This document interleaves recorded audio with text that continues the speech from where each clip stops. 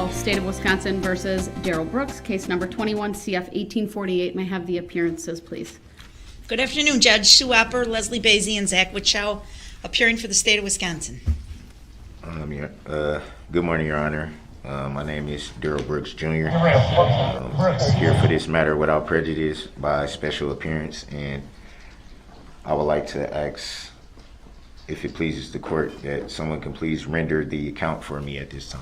All right, the appearance of Mr. Brooks is noted. The court will not be addressing that last request of yours. We are here today to continue with the sentencing hearing. I do have the Zoom up. I have not brought in any of the individuals from the waiting room just yet.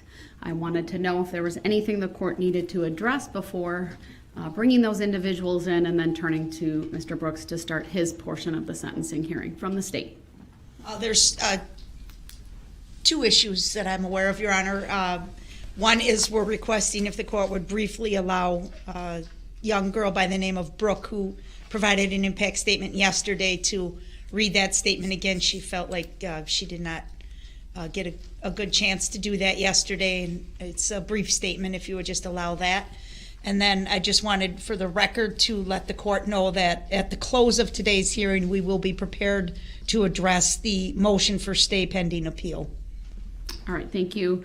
Can you remind me, was she interrupted at all based on anything that went on yesterday? Was that either the court taking a break? Yes, it was related to, or Mr. Brooks' removal from the courtroom, yes. All right, any comment or position on the request that she be able to restate her victim impact statement prior to the people we have on Zoom for you making their statements, sir? I don't recall that particular victim being interrupted because of the issue with me being sent to the other courtroom. I think it may have been a break that may have cut that particular victim off from the statement. Whatever the circumstances were, I have a request from a victim to give a statement. I'm going to honor that request and allow her to make that statement before I turn things over to you and the people who are on Zoom on your behalf, okay?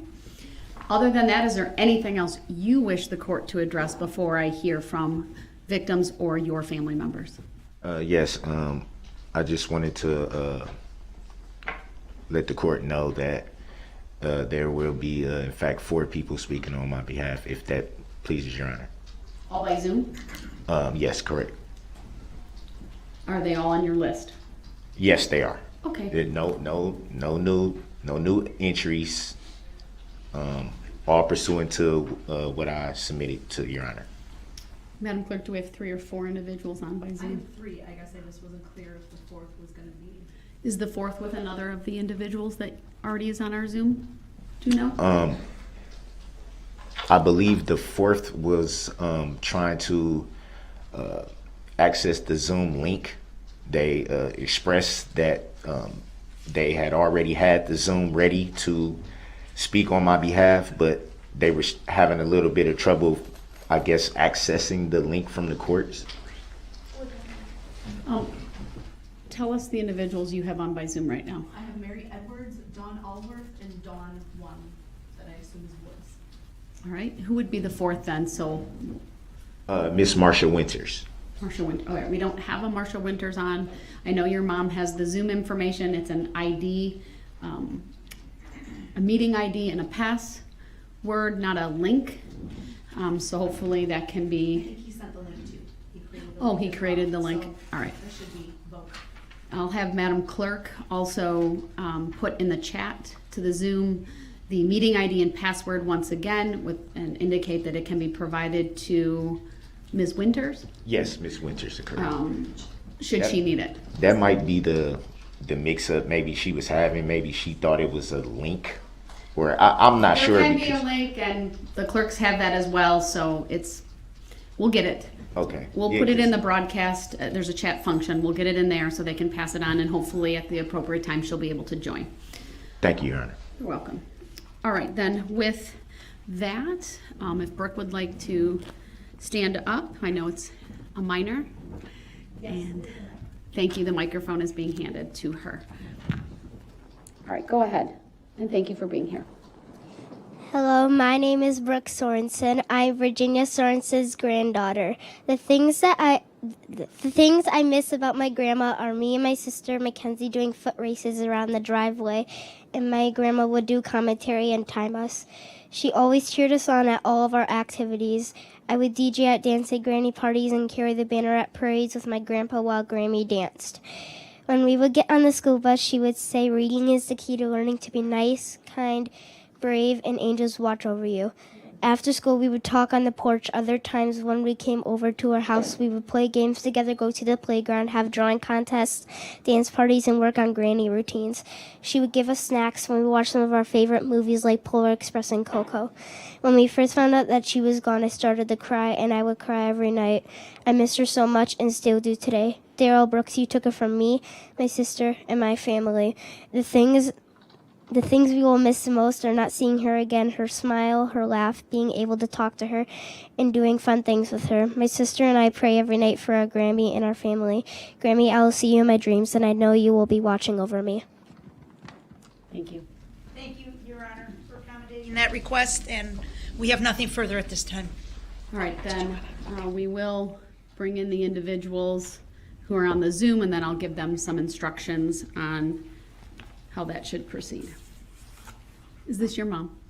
All right, so I can see Dawn Woods on the Zoom. Miss Woods, can you hear me? Yes, ma'am, I can hear you. All right, thank you. I know you have your camera on. You're unmuted. There are two other individuals on the Zoom. They currently have their cameras off. I believe they're both muted. I would just simply ask that we take one person in turn. You are on the Zoom. It is viewable in the courtroom. I want to acknowledge, ma'am, I did receive what I believe is a written statement that you faxed to the court. Yes, ma'am. All right, and then if that is, I'm not sure who joined us at the moment. All right, is that Ms. Edwards? All right, Ms. Edwards, if you could please, I'm going to have Ms. Woods talk first, and then I'll have you next. If you could keep your camera off and your microphone muted until it's your turn to talk. That way I can give my full attention to Ms. Woods. Sure. Very good, thank you. All right, so once again, Ms. Woods, I believe you sent in a fax yesterday, is that right? No, I believe it was this morning. Oh, this morning, all right. I have Yes, that, ma'am. and I've read it. Go ahead, what would you like to tell the court, and thank you for being with us today. Yes, thank you. Good afternoon. I have two things I would like to tell. One is a written statement, Your Honor, and then I have a poem I would like to read after my statement, if that's permissible. Go ahead. Okay, thank you. Thank you. Mental illness affects everyone. It destroys lives, families, and hurts society. For far too long, it's been a dirty little secret in families that no one wants to talk about. Mental illness is the elephant in the room that so many pretend it's not there. People who suffer from it are often shunned by families and friends, rejected by society, and made fun of, the subject of bad jokes, ridiculed, and judged on YouTube, podcasts, Facebook, and other media posts, used in campaign ads, disrespected, stripped of their dignity. No one cares, no one sees their pain or hears their cries and pleas for help. They are the forgotten ones and viewed by many of not having a place in a society. It is no fault of their own that they have become ill and began to change from the person we all knew. Once viewed as fun, loving, and kind, are now the outcasts of society. We say what's wrong with society? They're idiots, unfit. They need to be disposed of, thrown out with the rest of the trash. They serve no purpose. The same my brother's keeper doesn't apply to them. And the Bible in the book of Philippians chapter 2, verse 4, it says, let each of you not look only to his own interests, but also the interests of others. Mental illness calls them to do the unthinkable. They must be punished. Yes, I agree. There should be some accountability for their actions. But we also must render help. What good is punishment without correction to prevent the act from happening again? In their cases, or many of their cases, treatment, therapy, medication, hospitals, and institutions that specialize in helping those who suffer with mental illness need to be offered. And I believe these places can help those who suffer become mentally well. I believe lawmakers and society as a whole need to recognize mental illness. Mental illness cannot be eradicated with prison bars. Mental illness is going to always be there. It's invasive. With treatment and therapy, medication, and hospitals and institutions that specialize in the treatment of mental illness, it can be controlled. What else can we do as a society to help those who suffer from mental illness? How about showing a little compassion, empathy, and some understanding? Bitch, are you for real? Families need to advocate for those who cannot speak for themselves or who struggle to understand what's happening to them. Lawmakers should support by providing resources to individuals so they can get the help they need. Now, I've been dealing with mental illness for over 30 some odd years. And here's my take on it. And I think I have a little insight on it. From the surface, I believe that treatments need to be offered. I believe that if treatment is offered early, when the signs of mental illness first shows, and it's addressed and stayed on top of, instead of let people lagger and fall through the cracks, just maybe there would be less court cases and less people crying because their loved ones was hurt or was injured or killed because someone of mental illness attacked them. Maybe that needs to be done.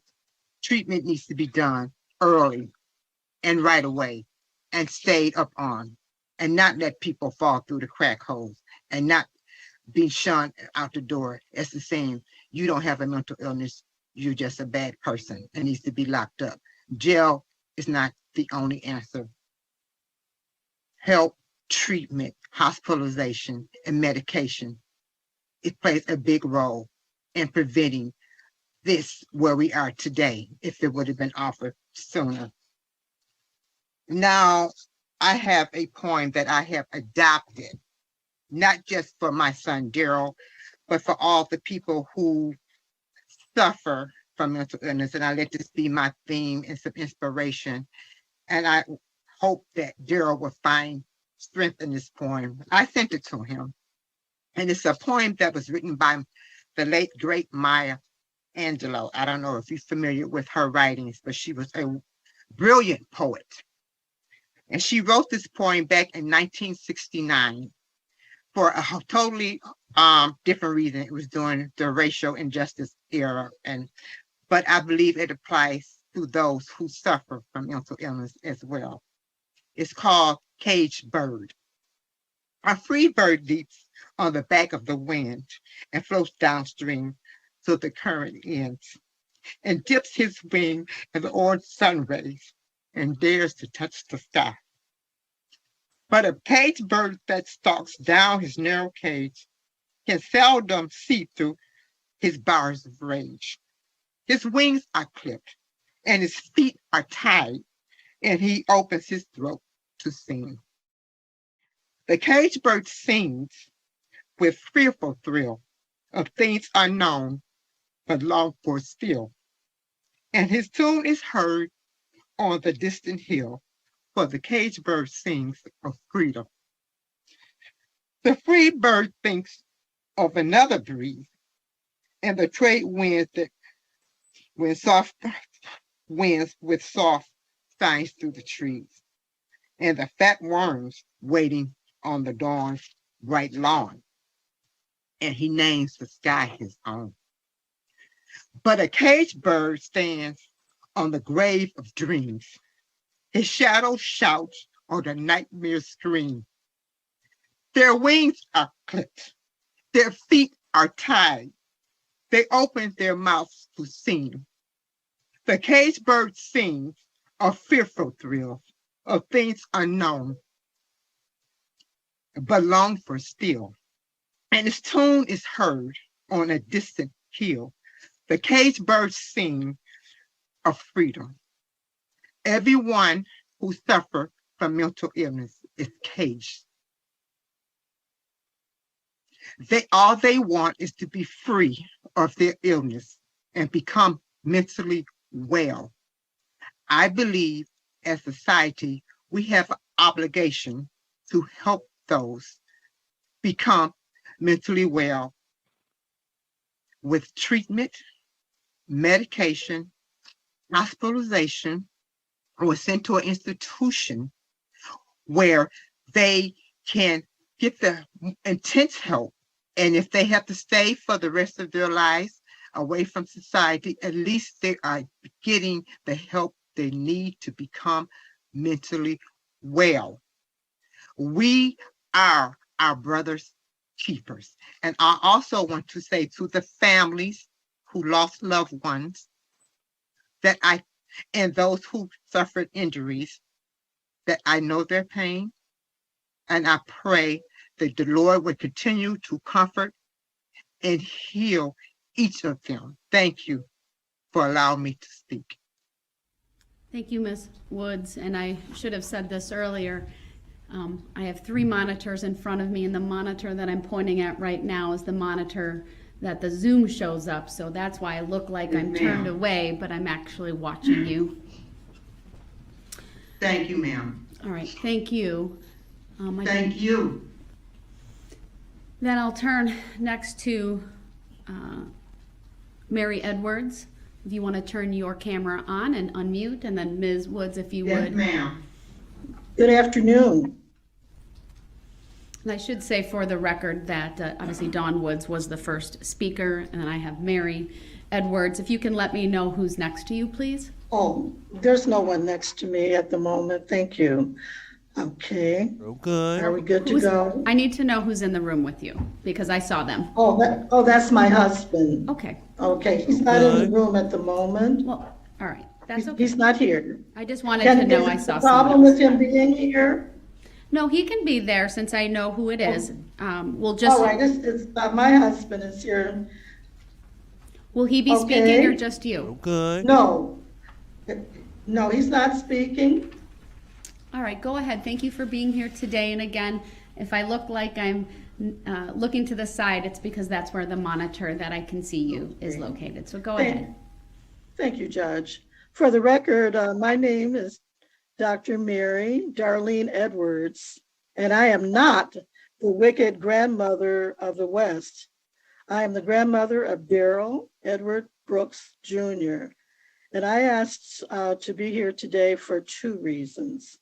First of all, from the bottom of my heart, I want to offer my sincere apologies to those who have been hurt so badly by what has happened here, this tragedy that has been caused by my grandson.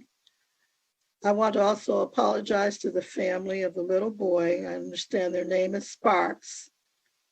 And to all of those whose lives have been damaged by this overwhelming tragedy. As a minister of the gospel of Jesus Christ, I want to give the family and those who've been hurt so badly this scripture: blessed are those who mourn, for they shall be comforted.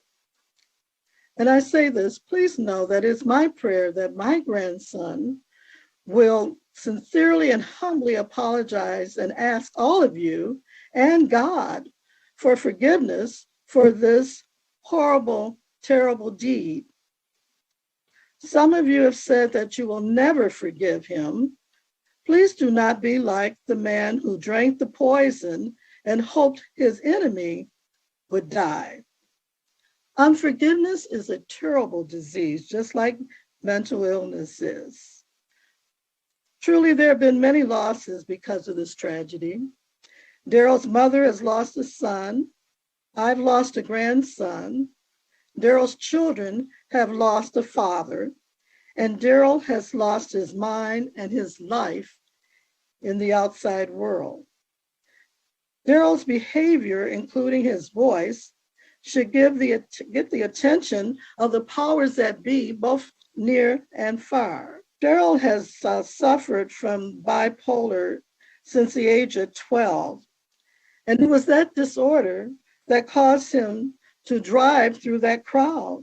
It is my prayer that he will be treated for this illness and managed in a facility that addresses mental health concerns. We must start with a younger generation. Finally, I'm 80 years old, and I have been an ordained minister for the gospel of Jesus Christ for 47 of these 80 years. If you look at my background, you will see that God has used my life to bring about positive change in multitudes of residents in the city of Detroit and beyond.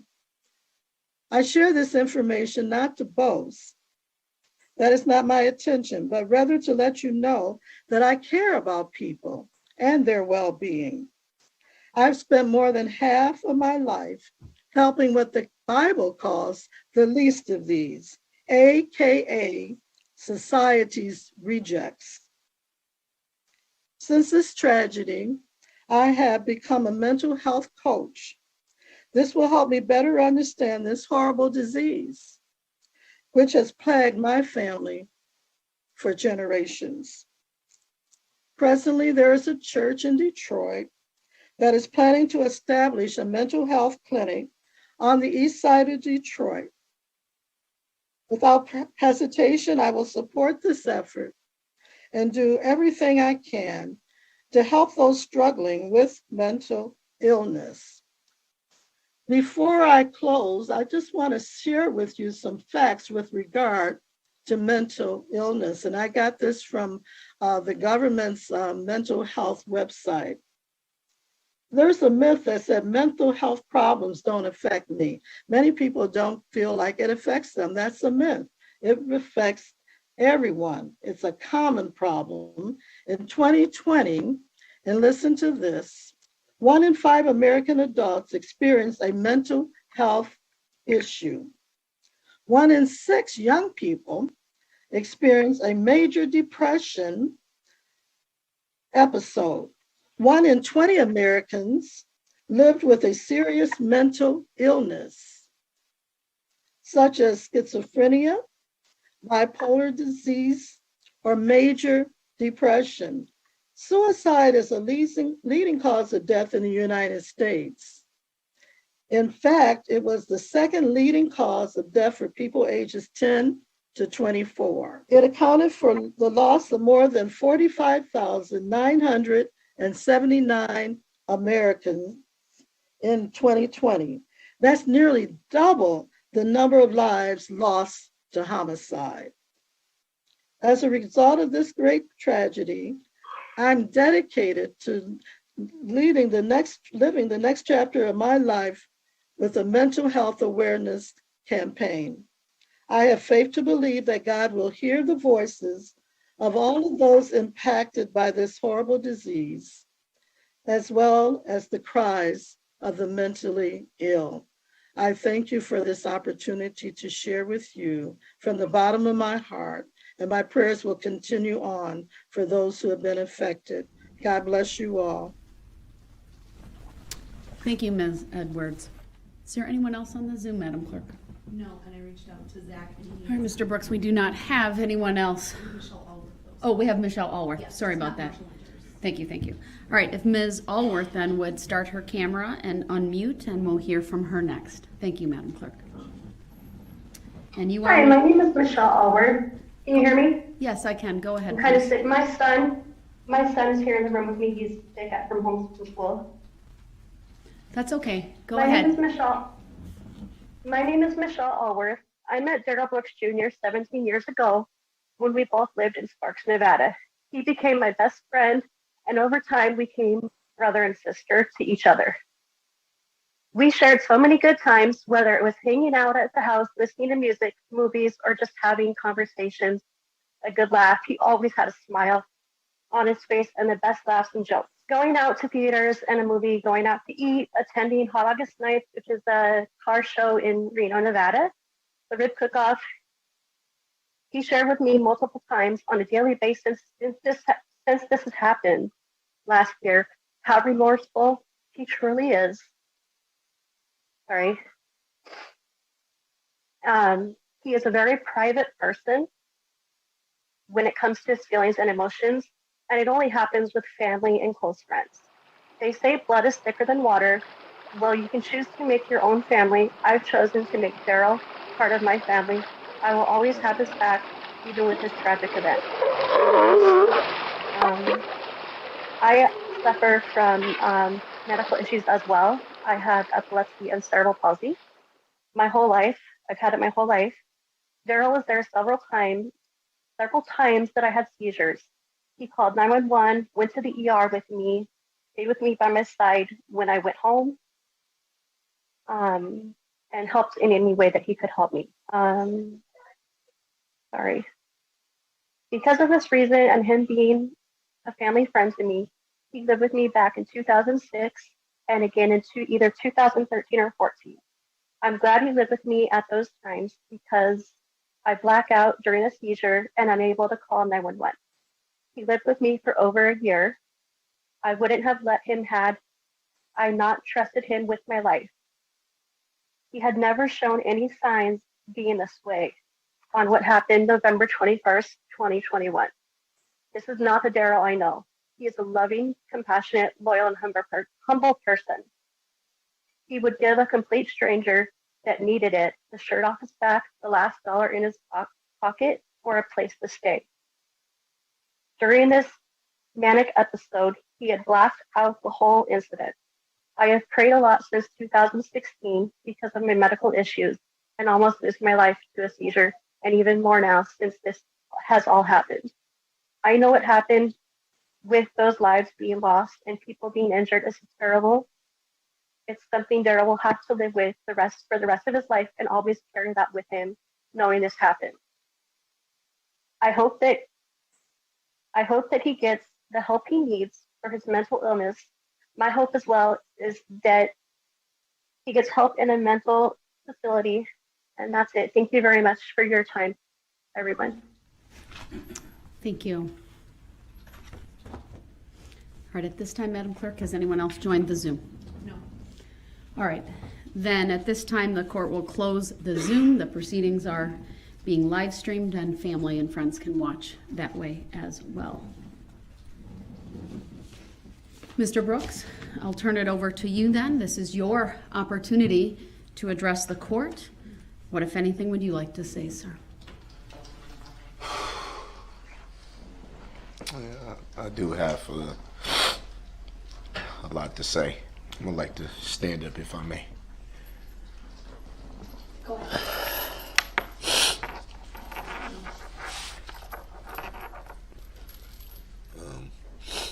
It's emotional. I apologize for taking so long. I want to start first.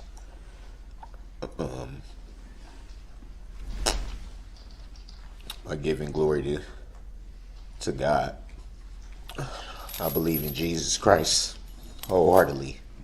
I believe that Jesus Christ is the Son of God. I believe that he was sent here by the Father to die for all of our sins. Everybody in this courtroom today, everyone walking this planet, mostly for those of us who will believe. I believe that he was crucified on the cross at Calvary. He shed his blood on that cross. And he died, he was buried, and he rose again after 3 days to glory. Took his glorious place at the right hand of the Father. The Bible says that he was exalted. He given a name that is above all names, so that at the name of Jesus, every knee shall bow in heaven, on earth, and under the earth, and every tongue shall confess that Jesus is Lord, to the glory of God the Father. And it's not just something that I was taught by my family. It's something I believe in my heart. I just want to clarify one thing. A lot of references was made to one of the things I said regarding my conscience being clear, and having the time to think about it last night, and to understand that the victims have the right to feel how they want to feel. They have the right to their opinions, understanding that there's a lot of emotion, pain, frustration, anger, hatred, a lot of emotions. But I don't want that comment to be twisted. I don't want that comment to become another narrative that's ran with and taken out of context. That comment was made is because I made the decision to rededicate my life to Christ when this tragedy happened. In no way did that comment refer to not having any remorse, not having any understanding. It was strictly made to that point that I have repented, that I have asked God for forgiveness, that I have sent many prayers up. Learning how to wrap my head around this whole situation has been extremely hard. Extremely hard. You get minimal time to reflect in a place like this. But one of those minimal times that you get to reflect in a place like this is when you're alone in your cell, when it's just you and the walls.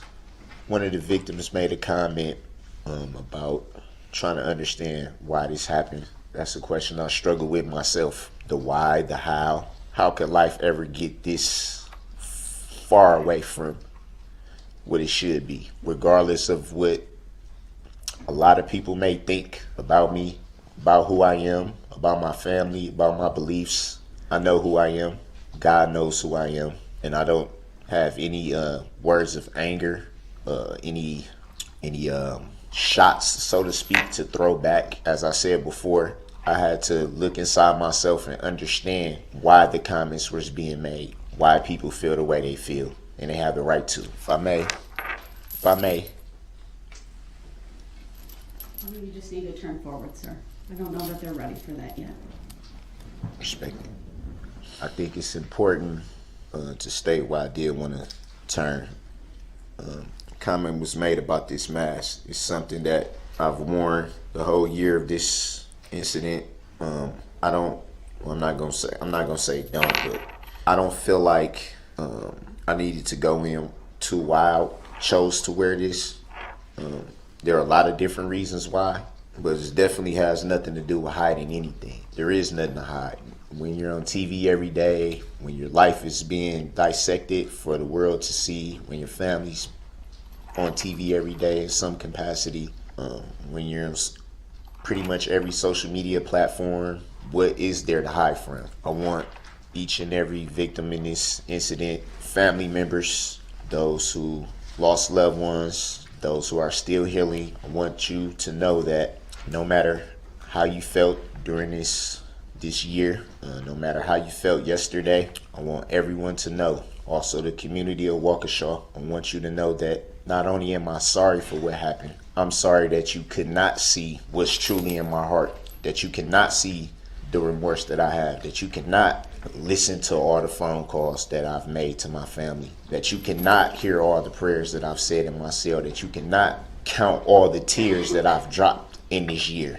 The truth is hard a lot of times. I'm not very old by age standards, but I've been alive long enough to understand that a lot of people are comfortable with hearing what they want to hear, being told what they want to be told, and being okay with that. It's easy to accept what's on the surface.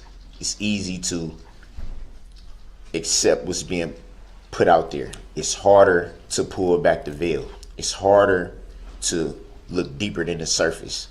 And regardless to the truth, I understand that there are many people that would never forgive what happened. I have to be okay with that. And I hold no ill will towards them for that. I have to be okay with the fact that people will be angry, some for a long time, some forever.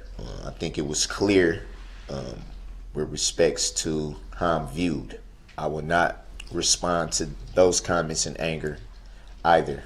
I want to also say that it is not me that can take any pain away, replace what was lost, give back joy, happiness. There's so many other things that was lost that day. I think all that comes with belief in Christ. I believe that all that comes with time. It's a process. It's a process that we all have to go through. I noticed a lot of things that I've said over the duration of this trial where there's a lot of misconception. I don't consider myself to be a man of God yet. It's something that I'm learning with time, with faith, with study. Lord willing, I will make it to that point at God's appointed time. Something that I'm learning. For anyone that doesn't think that I've spent time in the scriptures even before this, you're mistaken. Passages were quoted from Romans 6:23 in particular. The wages of sin is death. The wages of sin is death. That's Romans 6:23. It's a verse I'm very familiar with and I've read numerous times. Countless other passages are all passages that I'm familiar with. The thing about scripture is not only studying and reading it, it's about applying it to your life. Applying it. It's not about just reading it or being able to quote it. It's about living it. At times during this, doing all these proceedings, mostly trial, I've become frustrated at times. I want you, Your Honor, to know, I want the entire court to know that regardless to what you may think about those particular incidents, they were not personal. Being here throughout this year and the constant learning how to deal with everything, learning how to take everything in, what you see, what you hear, things being shouted at you, the threats, and everything that you have to deal with just being here. It was like a culmination. Sometimes you get so frustrated because you feel like your hands are tied. You don't know what to do. And for a person like me, it's easy for me to get to that point. And so they would come out in frustration. I take responsibility for that and apologize to you, Your Honor, in the court. Nothing about it was personal. It was a part of me that felt that I haven't been able to defend myself.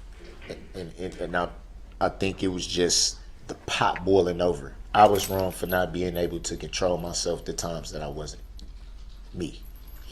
For as long as I can remember, I've dealt with a lot of issues. And going back to what I said a little bit earlier about what people see on the surface, a lot of people don't understand what it is to battle mental health issues. Not just that, but the difficulties of life in general. You need to shut the fuck up.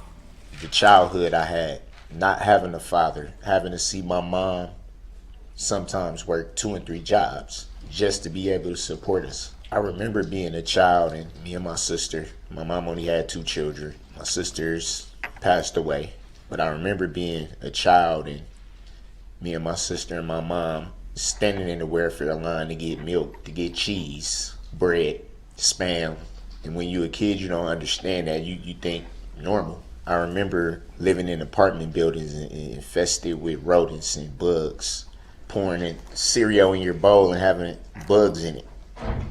A lot of people weren't raised like that, so it would be hard for them to pull back that veil and understand that. Physical abuse by the people that are supposed to love you, trying to understand why your mind thinks the way it does, why you don't comprehend certain things, why no one can provide the answers that you want. Fact of the matter is, I have at times been medicated. I have been in mental health facilities, only for a short time. I can honestly say that life was better. It helped. I think when you're going through something mentally that you don't understand, it always helps when you have people not so much that can relate, that also helps. But it's more, it's not the relating part of it, it's more of the that you can feel comfortable being yourself with. Someone to listen, someone to tell you that, hey, it's all right. You can't let your guard down. It's a lot. It's a lot. And back to what I said about truth. People are going to, like I said, believe what they want, and that's okay. This needs to be said. What happened on November 21st, 2021 was not an attack. It was not planned, plotted. When you constantly hear that, perpetuated, constantly pushed, you wonder why. This was not an attack. This was not an intentional act. No matter how many times you say it over and over, it was not. I have a lot of, and this has nothing to do with the victims, the families of the victims.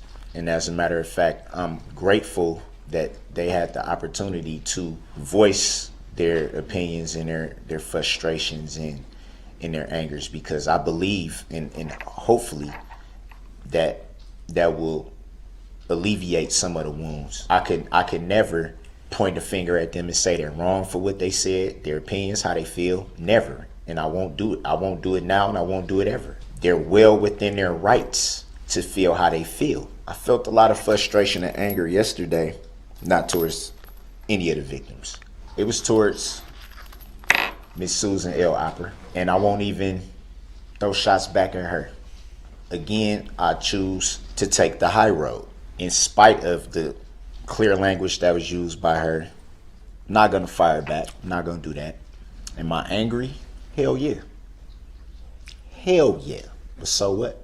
When it boils down to it, the whole prosecution team had a job to do. Can't be mad at somebody for doing their job.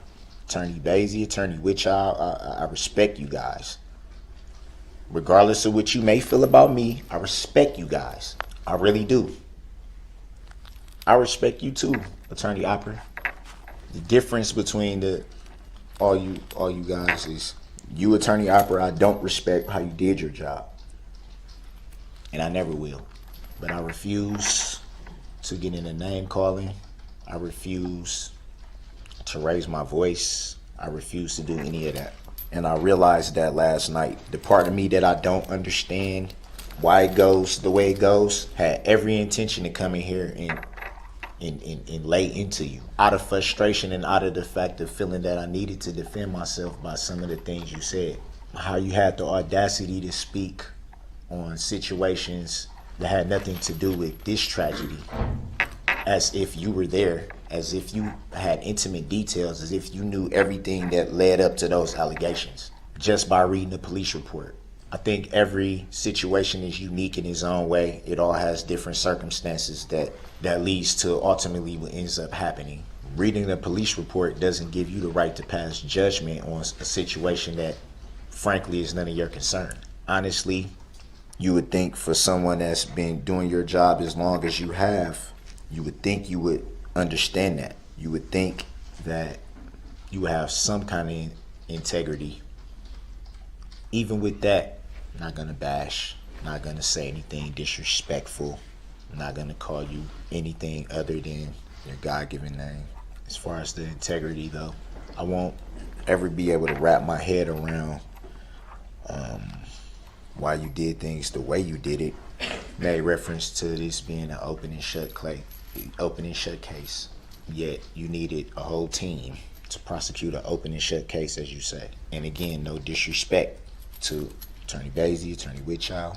I feel like they was the reasons why your case had any strong points, not from you. 31 years, you said, well, yeah, you did say 31 years that you've done this. 31 years. I don't believe you're that bright. Yet, I respect you having the resolve to take on something of this magnitude for this community. Can't do nothing but respect that. And regardless, when I leave this courtroom, I will have no ill feelings with anyone. I know this is being live streamed. I believe even in other countries. I've gotten some mail from Germany, Belgium, a lot of it hate mail, which doesn't. I stopped reading it months ago, so it doesn't really affect me. It's irrelevant. I do want to say something to everybody watching, as far as those who take the time, spend the energy and money to write and spew hate, not just against myself, but my family, my children. I have no value in anything that you say. It doesn't bother me. It doesn't affect me. Keep up the bad work. I have no value. I have no value. I have no value. I have no value. I have no value. I have no value. I have no value. I have no value. I have no value. Whoops, my I finger have no slipped. value. I Oops, have my no finger value. slipped. I have no Whoops, my value. finger slipped. I have no value. Oops, my I finger have no slipped. value. Keep up the bad work. Yes, sir. Sirdy, sir, sir, sir. To everyone else, the people that have sent letters of support, I thank you for that, because it's not an easy thing to show love and support to someone who's the most hated man on the planet at this point right now in time. It's not easy. It takes a lot of courage to do that. I thank you for that. My family thanks you for that. I want to say to the mother of my children, the mothers, excuse me, of my children, obviously I think I should start with the obvious, Erica Patterson. I want you to know, if you're watching, I always have love for you. You're one of the mothers of my children. I can never hate you. I refuse to go that route. Always have love for you. I always respect you. We got a beautiful daughter. I haven't always been right in the things that I've said, things I've done in regards to you. What I will say is, it always takes two. I pray that at some point you will reconcile with your children, and that you remember who I am here in my heart, that you remember that. My oldest son, who's an adult, his mother, beautiful, beautiful spirit. I thank her for the times that she was there to listen when no one else was, when I couldn't figure out what the heck was going on in life, and I was being pulled to this direction or that direction, and just couldn't figure things out. She would take the time to sit and listen, and I thank her for it. Times where I had nowhere to go, she would find me in the back of abandoned cars or trucks or some of that nature, and she would do things to help. You know, it's a lot of people, a lot of good people out there in the world still. She's one of them. I thank you, Angel. That's her name too, by the way, Angel. When I was all over the place mentally, couldn't sit still, couldn't make decisions, trying to figure out how life would go being young parents, the both of us. She never once judged me. She never once ridiculed me and downed me because of my issues. She always was willing to be there. I'm eternally grateful for that.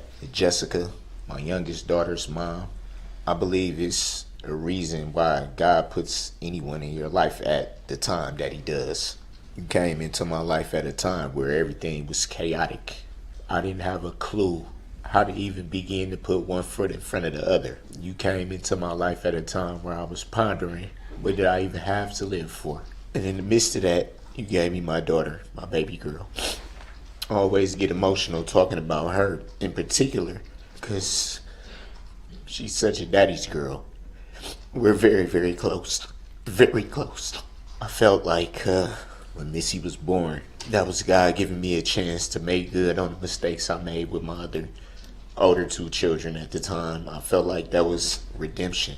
Everything that I didn't do right before I had the chance to right that wrong. She's probably the single-handed reason why I'm even still breathing. She's such a light in my life. Such a light. She doesn't even understand the extent of everything that's going on. She doesn't know what it is not to be able to talk to me when she wants to be able to see me when she wants to. She just doesn't get it. And I know that. And I'm mindful that are people in this community that feel the same exact way. Lights in their life that were taken. So without being insensitive to that, I'll move past that. I just want to tell my baby girl that I love her. I love you, Missy. My baby boy was born in June. During the time that I've been here, his mother, Quita, I regret not being able to be there for the times that both of them needed me the most. It's not an easy thing for a woman to go through a pregnancy with virtually no help, having to move residencies because of this tragedy, not feeling safe while she was pregnant, not feeling safe, receiving threats, things like that. And I wasn't there. I know what it's like to be at the birth of your children and see them born and cut the umbilical cord and to do all those things. I've done that. And to not be able to do it for her and for him, to only know what he looks like because of pictures, for her to not feel safe to be in the city or be around my family members, to build that rapport, because she can't mentally deal with everything that comes with.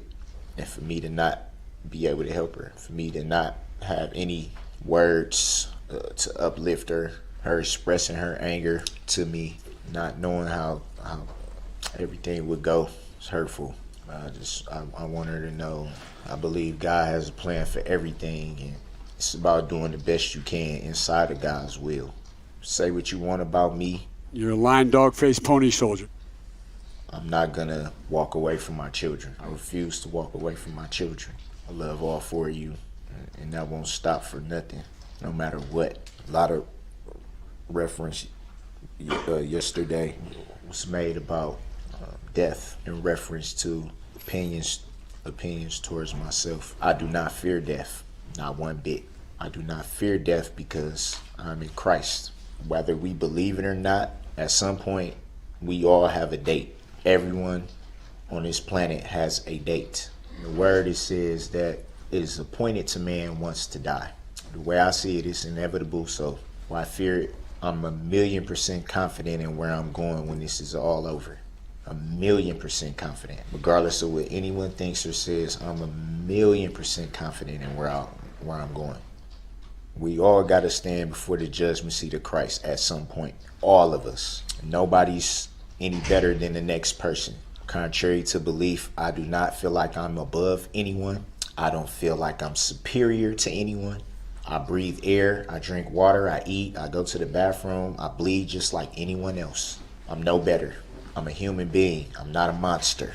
I'm a human being that's been trying to figure out for 35 years questions that I've never got the answer to. I noticed yesterday in a lot of the victims' statements that a lot of the victims are going through the healing process. Believe it or not, I've prayed for all victims' family members for a year now to be able to make it through that process. But it is a process. It won't happen overnight. There was a big question of if I was paying attention, if, this, that, or the third, which I won't really get into. I definitely was paying attention. And I heard in a lot of those statements, people that were having their own mental health issues. Some recognizing what it was, others not so much. But that's what it was. A lot of things that you just can't quite wrap your head around. Believe it or not.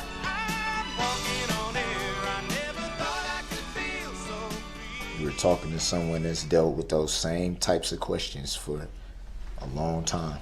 Questioning life itself. Questioning what's the point of being here, to go through all this pain, to go through all the doubts. Feelings of inadequacy I can relate to firsthand.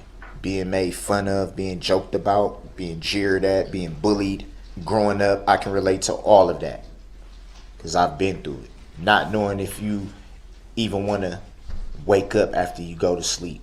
I've been through that. Wondering if you'll even be missed when you're gone. The weirdest hours of the morning, just sitting up and just finding something to stare at, hoping that an answer may just fall out of the sky on you.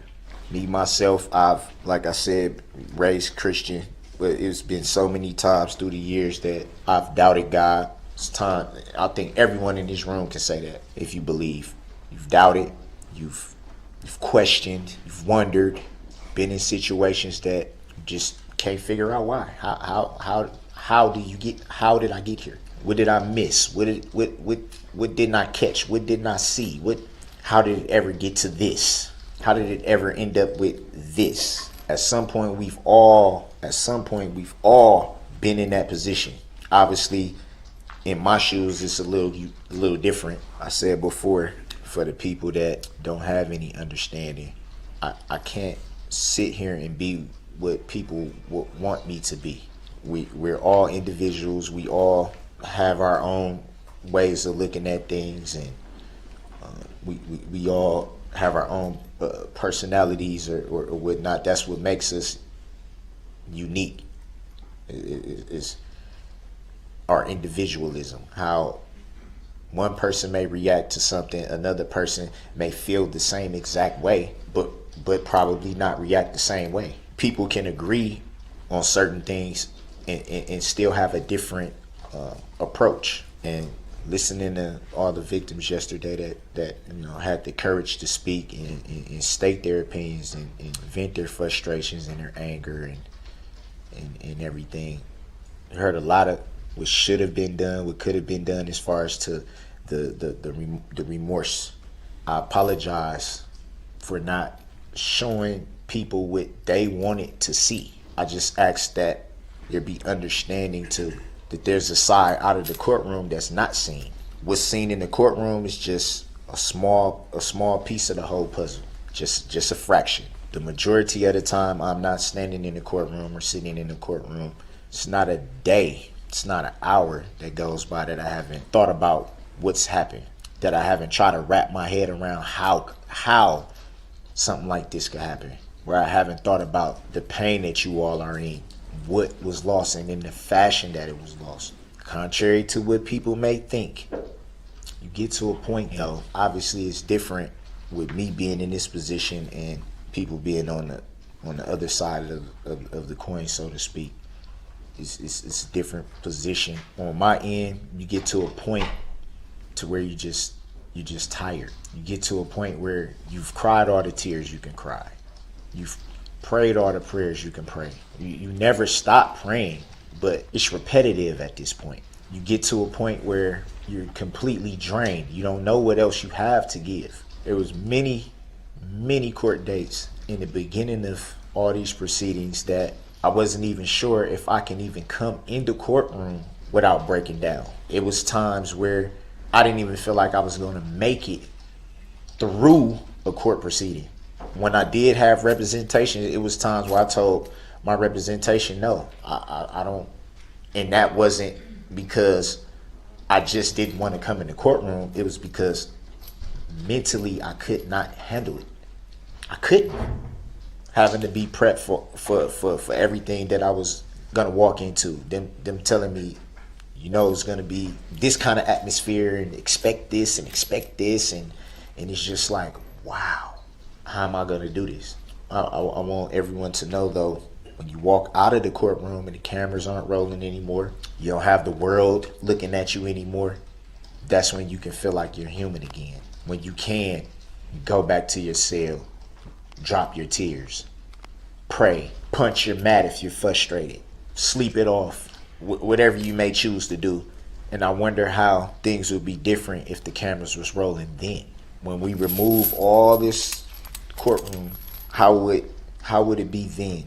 We've all done things in our life that we regret, that we're not proud of, that we don't know what we were thinking. That's been like a roller coaster for me in this year, a roller coaster. And obviously, just everyday life, some days are better than others. That's just life in general. Some days are just better than other days. You heard my best friend speak a little bit earlier about, I guess it would be more happier times, but even then, you put on a smile to hide the pain. Long before November 21st, 2021, long before that day, I was struggling. Long before. Feeling dead inside, then feeling hopeful, then feeling depressed, then feeling happy, then feeling upset. Just up and down, up and down, up and down, up and down, up and down. 90% of the time not even knowing why you're going from point A to B. Why is it going like this? So I think you do a lot of things to numb that. Some people have different things that help them numb it. Some people turn to drugs. Some people turn to alcohol. Some people turn to many different things. Some people isolate themselves. Some people, however you deal with it, it's how you deal with it. At that point in my life, I chose to put up a front. If no one's seen me for how I truly felt, then there would be no questions. You see someone and they always have an upbeat appearance or seem to be smiling or seem to be in a joyful mood, there's no reason to like what is there a question? How much turmoil could it be? The first thing they would say is every time I see them, they're okay. It's not okay. It's not. But I do believe one thing though. As long as you have breath in your body, no matter what you're going through, where you may be, what struggles you have, what you can't figure out, you have to find a way to press forward. You have to keep faith, and you have to press forward. Bitch, you don't have a future. I think the Apostle Paul said it best. The Apostle Paul said it best when he said, one thing I do, forgetting what's behind me and straining toward the upward call of which Christ has taken a hold of him. Straining forward, which acknowledging that it's difficult, acknowledging that there'll be opposition, there'll be hurdles to jump, there'll be mountains to climb. It's not gonna be easy. Acknowledging that by saying straining to move forward. That's what I've been learning. Is it frustrating that sometimes people mistake that for not caring? Yeah, very frustrating. As hard as it is, you cannot turn back the hands of time. You can't. As much as I wish I had the power to do that, I can't. So I have to look at life going forward, not backward. I have to look at reality. I've moved past the actual tragedy of the day of November 21st, 2021, but I have not moved past uplifting this community in prayer, and I will continue to do that until it's my time to pass on. I won't stop uplifting the communities in prayer, the victims, the families. Regardless of how anyone feels, I will continue to pray for them, because that's what I want my heart to reflect. And I don't want it to be misinterpreted what I'm saying by that, by saying I've moved past the actual day. To clarify that so there's no misconception, it's that none of us can go back and change what happened. We can't. But that doesn't mean that my life has to continue to be defined by that. I refuse to continue to live at that time, because that time is past. We can always say shoulda, coulda, woulda. Nobody knows what they'll do until they're in that situation. It's easy to say, I would have did this, I could have did this, I should have did this, I would have did that. You never know what you're gonna do until you actually there. Does anyone think I haven't asked myself that? Man, I should have. Why didn't I? What does it matter now? How many times can I pound my fist against something and say, why? How could this? How many times before you just like have to move forward? Forgiveness. Matthew 6:14-15. Forgiveness. For if you forgive other people when they sin against you, your heavenly Father will also forgive you. But if you do not forgive others their sins, your Father will not forgive your sins. That's Jesus himself, God himself. I point no fingers towards anyone in judgment to say, how could you say this? And how, like I said before, how people process this tragedy is how they choose to. I could jump up and down and yell and scream about what was said in regards to me, but why? Everyone has to make their own peace with God, and that's what I've done. Regardless to what people think, I've done it. I don't want that to be confused with being at peace. It's a process, but I've made my peace. That is the only reason why I made the comment that I have a clear conscience. It was not pertaining to remorse. It wasn't mockery. It wasn't to thumb my nose at anyone. That wasn't what that comment was about. I've chosen to do that because it was needed. It's easy to lose your way in the world because the world is, as we all know, it's a big place. All types of things are out there. It's easy to get caught up in the world.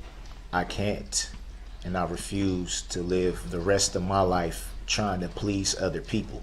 I still have a long way to go to get to where I need to be.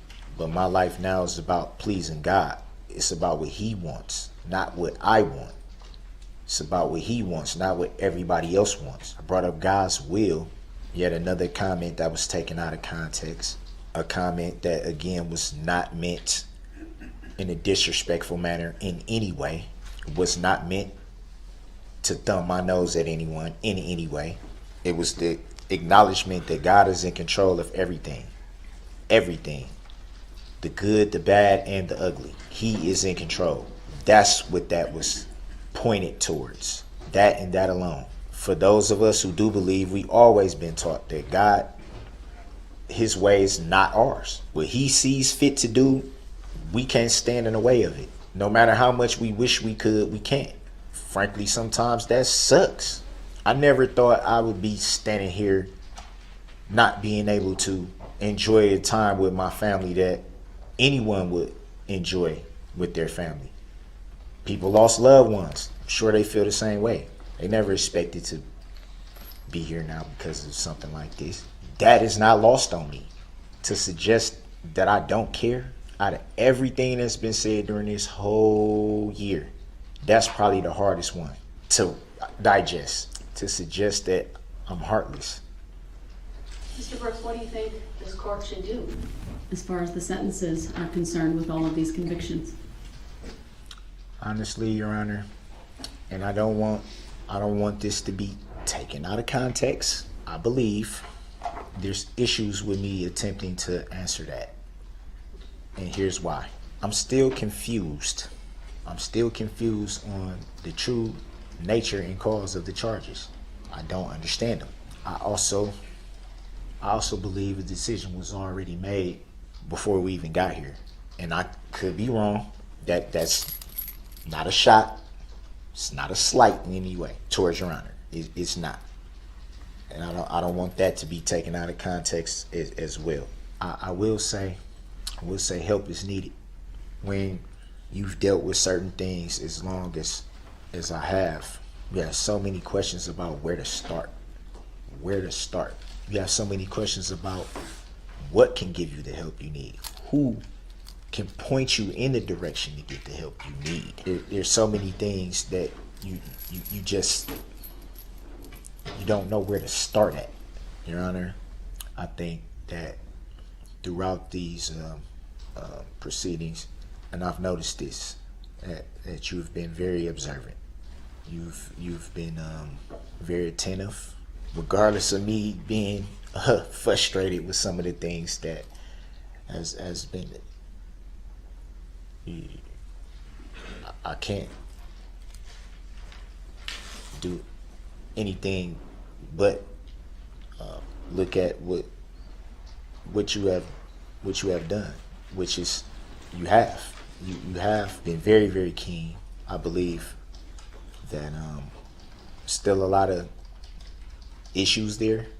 I believe that because of the issues I have, sometimes I may have said things that you probably didn't really understand what I was meaning by it. I'm not sharpest knife in the drawer.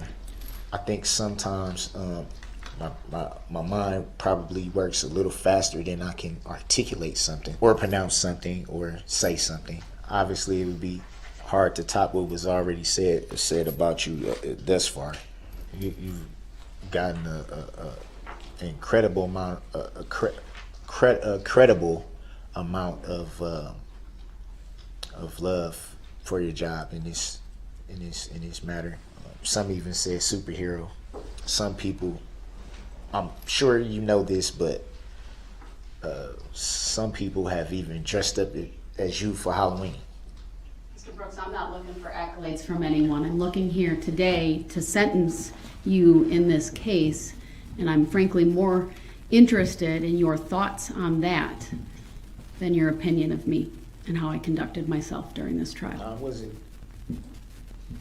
my opinion on that part. I have a job to do today. It's not an easy one. There's 76 counts. I'd like you, if you can and if you want, to tell me how you think I should do that. That's what the victims have stated. That's what the state, right? They provided their recommendation. The only thing I can say is one thing that should be taken into account is the time that I've served. Been here a year. That would pretty much negate count 76. So there's that. Your Honor, I'm confused. I don't understand the true nature and cause of the charges. So I can't really consent to being sentenced when I'm still trying to. I don't understand. It's not a delay tactic. It's not attempting to be disruptive. It's not intended to stop the proceedings. It's my honest opinion. I have trouble with comprehension. I can say with 1,000,000% certainty that everything, as far as in regards to me, everything should be looked at in its totality.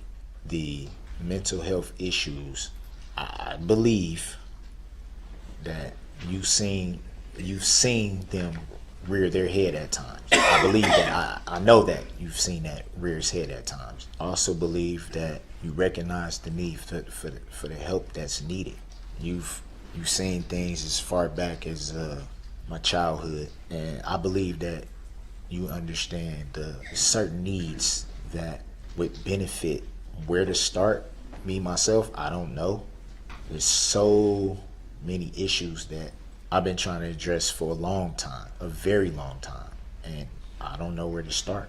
I have no idea. I can tell you that I want to be able to get to a point in my life where I can have the ability to recognize before it happens, when something could become out of control, before an outside source can maybe pinpoint it and say maybe something's wrong. I would want to get to a point where I can be able to recognize the signs on my own.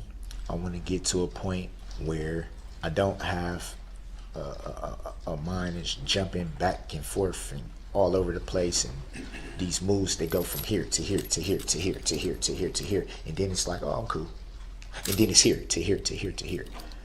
I want to get to a place where I can combat that. Your Honor, this has not been easy, and not just this, but life in general. It has not been easy. It's not easy to wake up every day and try to figure out how to stay grounded, or how to stay in a I don't want to say a box, but to be able to stay in a straight line, to be able to take life as it comes, to not only be able to cope with things. Things are gonna happen, problems happen. Life itself isn't easy. I want to get to a point, Your Honor, where I can be able to say, okay, it's okay. It's okay. I can be myself. I can say, you know what? You aren't the only person going through this. This doesn't make you any less than anybody else. I wasn't asked to be born this way, Your Honor. I wasn't. I was not. I don't understand it. But the fact of the matter is I want to get to a point of happiness again, to be able to be medicated and not care what people think, to be able to speak my truth without having to feel ashamed that some people may think of me lesser than a person because I have to be medicated for life, or because they feel like it's not normal which lends to the reason why I said not wanting to live to please anyone else anymore, but for me to be okay. Here, for me to be okay. Because I haven't been for a long time. I'm tired. I'm tired, Your Honor. I'm tired. Some days I don't know what's up or down. Some days I don't know. I want to know. Mr. Brooks, it's going on 2 hours. I feel like we're starting to cover the same ground over and over. So I'm going to ask you again, because I'm really interested in your perspective. I want to know, as I consider and contemplate and finalize what to do in this case, if there are any sentencing recommendations you have on your own behalf to make at this time. I just want to be helped. I don't want to live with inside this pain anymore. I know that's probably not the answer you're looking for. Your Honor, I really would like Let me ask it this way, sir. 6 of these counts that you have been convicted of are intentional homicide charges. The options for the court are very limited. Life without the possibility of extended supervision. Life with the possibility of extended supervision as early as 20 years, that's the statute. And third, anything in between. And then lastly, related to that, there's an enhancer of 5 years for each count based upon the jury answering that special verdict question, did you commit the offense of intentional homicide by using a dangerous weapon? Thoughts on that? I don't. Do you think you should spend the rest of your life in prison without ever seeing freedom outside bars? That would be extended supervision. Should these counts run consecutive or concurrent? Meaning one after the other, or serving them at the same time? What are your thoughts on those things?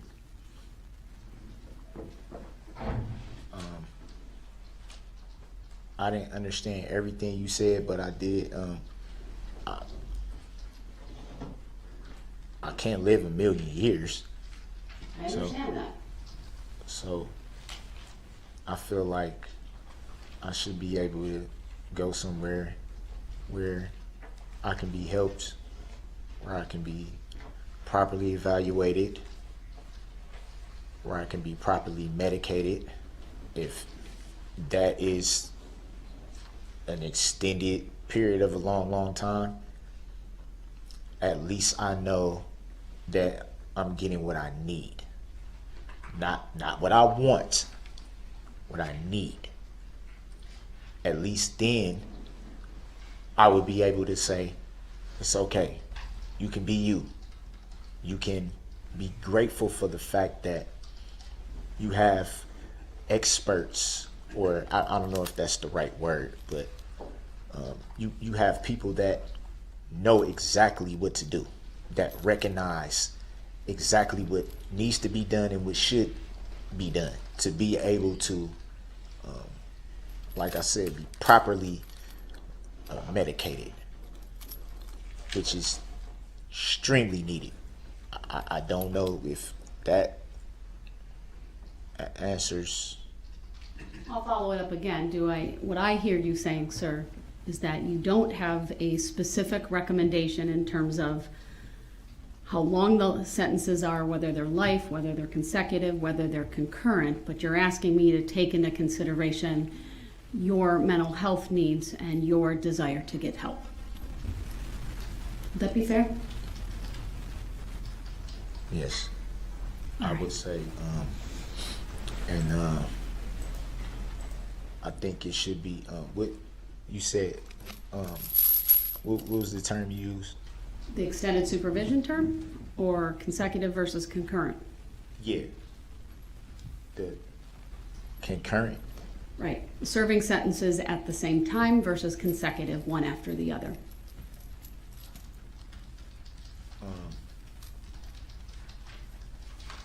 serving altogether. My main thing is, like I said, regardless, is to not just be placed somewhere and just forgotten about. That doesn't help.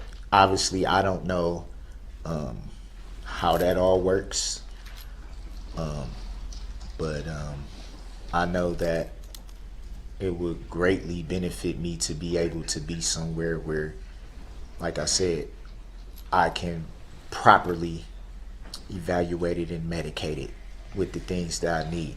It could be something that I haven't even discovered yet, or not me myself, but it could be something that maybe way near that could have helped me years ago that I probably wouldn't never have known up until this point, that could have immensely helped. I want I want the opportunity. And again, I think we're starting to repeat some of these topics that you've covered, and I understand what you're saying. And I want to beat this. I want the understand. opportunity to beat it, to show that it can be beat. At this time, I don't have to live like, I want to show that regardless of anything, that there is still hope. I want to be able to show my children that regardless, you can rise up. You don't have to. I believe I understand and comprehend your desire to have your mental health issues addressed and met. You've stated that multiple times. I understand that. I can certainly address that in my sentencing remarks here today. At this time, it's been over 2 hours. I appreciate all of the words you've said here today and the fact that you've made a statement. I apologize for the length. I didn't even it's not about realize. Time. It's okay. But at this time, I would like to take about a just shy of 20-minute break, come back at 3 p.m. and start my portion of this sentencing hearing with my sentencing remarks and the sentence.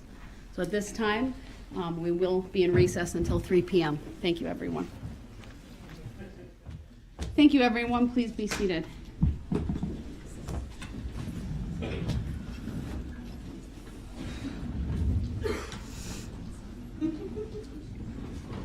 All right, we are back on the record in State versus Brooks. Appearances are as they were before.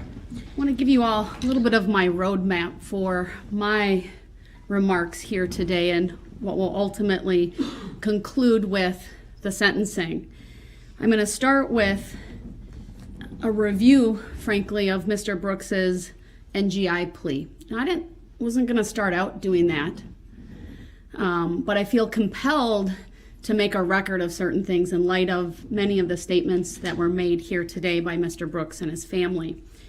Following that, I'm going to talk about the case, the strength of the case, the witnesses and evidence that was presented, and some of the things that really impacted me throughout that time and throughout the nearly 4 weeks of trial. Then I will spend some time talking about the victims, their victim impact statements, and again, things that have stood out here to me. I cannot comment on all of the victim statements that have been made, but there are a few that I do want to highlight. And then ultimately, go through the sentencing factors. Because all of these things that I'm going to talk about relate to those factors, which in Wisconsin there are 3 primary factors: the seriousness of the offense, the need to protect the public, and the character and rehabilitative needs of the defendant. So I want to start sort of near the end of all of the remarks over the last couple of days, and that is with my thoughts on Mr. Brooks and his mental health.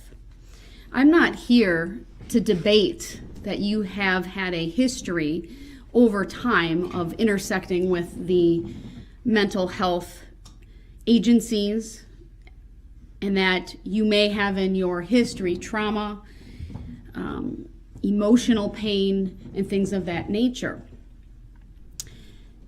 I have read through not one, not two, not three, but 4 reports from experts, people who are well known in this field of what we call forensic psychology and psychiatry, individuals who have an expertise in evaluating a plea of not guilty by reason of mental disease or defect.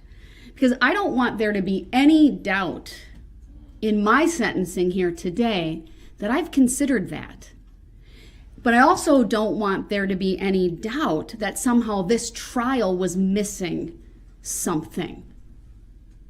Because the fact is, Mr. Brooks entered a special plea of not guilty by reason of mental disease or defect in the early summer, maybe late spring of this year. And this court ordered 3 court-ordered evaluations, and the state retained an expert to also review the issue. Whether the defense team at that point ever hired anyone, they are not required to disclose that.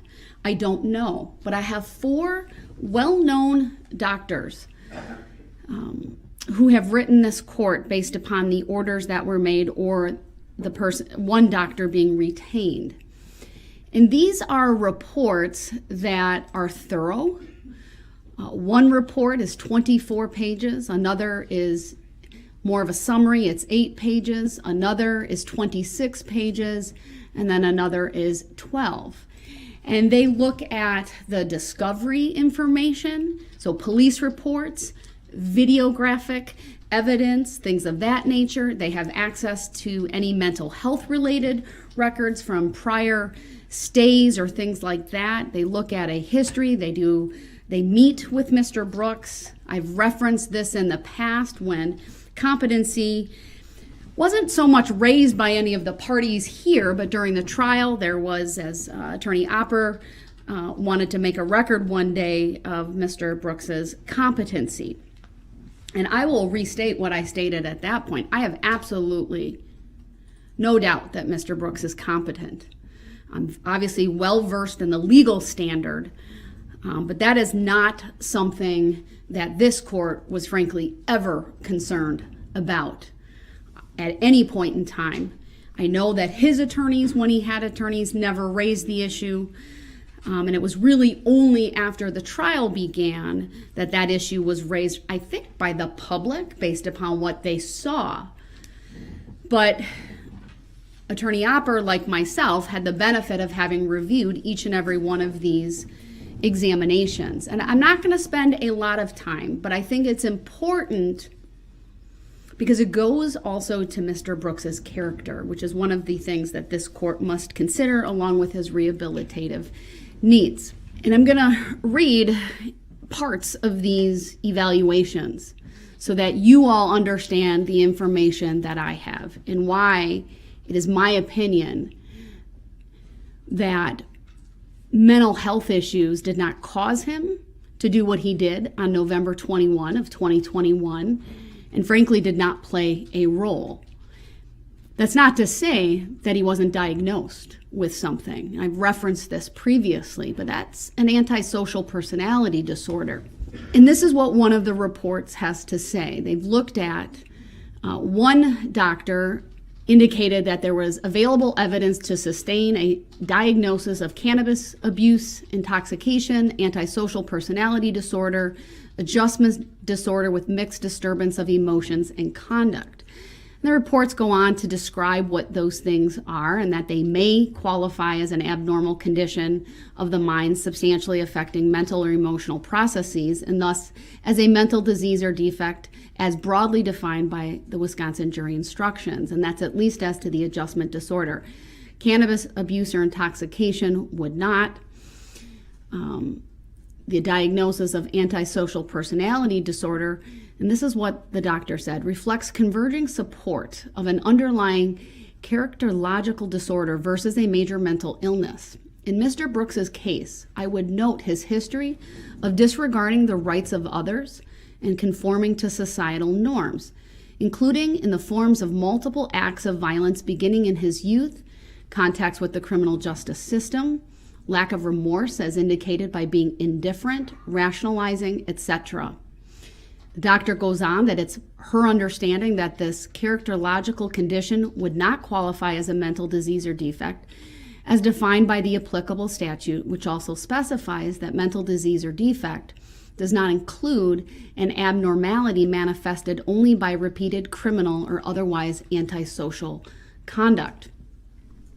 Goes on to talk about her opinion regarding criminal non-responsibility. And the examiner rendered an opinion to a reasonable degree of professional certainty that there was not support for the defendant's special plea, that the facts at hand do not sustain a conclusion to a reasonable degree of professional certainty that because of symptoms of a mental disease or defect, Mr. Brooks was rendered to lack substantial capacity either to appreciate the wrongfulness of the alleged misconduct or conform his conduct to the requirements of the law at the time in question. In arriving at this opinion, the following considerations were significant to this examiner. While acknowledging Mr. Brooks' documented history of episodic contacts with mental health professionals beginning in adolescence, most of the time he has had such contacts or received mental health treatment when in custody. In effect, there is not a sustained, documented history of a diagnosed major mental illness for him predating the alleged offense or otherwise. Looked at a psychiatric review from April of 2010. At that point, the defendant was determined to have no medically determinable impairment on which to qualify for disability benefits. The consultant who conducted the review noted that Mr. Brooks' claimed mental illness was not, quote, well established, quote, that the statements that he made at that point were not deemed credible, they were inconsistent and not verified by treatment providers in the community.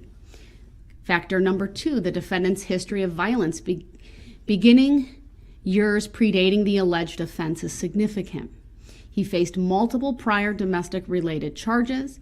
He was not permitted in his mother's home because of the history of violence.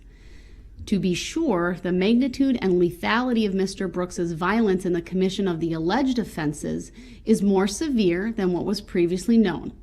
However, the defendant's history of a pattern of violent behavior, coupled with other aspects of his history, and this case strongly suggests that his mental state, which produced the alleged offenses, was most fundamentally formed and fueled by contributions of his underlying characterological dysfunction, anger, and rage born of his conflict with his girlfriend moments before the Christmas parade tragedy. The examiner considered Mr. Brooks's episodic endorsement of auditory hallucinations, including on clinical interview with the undersigned, meaning the examiner, and in a couple of recorded jail phone calls subsequent to his arrest. She said this, "I am unaware of any objective corroboration that he presented, either in the hours leading up to or following the alleged offenses, as internally preoccupied or otherwise exhibiting signs of impaired reality, contact, or behavioral discontrol. To the contrary, the defendant's conduct within hours of the onset and moments following the alleged misconduct was organized, controlled, and purposeful. Moreover, he demonstrated the motivation and capacity to take efforts to evade detection and try to flee the immediate area of the parade carnage." She went on, "I have considered the seemingly inexplicable nature and magnitude of the violence and mayhem wrought by the defendant's conduct on the day in question. He has caused 6 deaths, dozens of injuries, and terrorized hundreds of parade participants and thousands of spectators.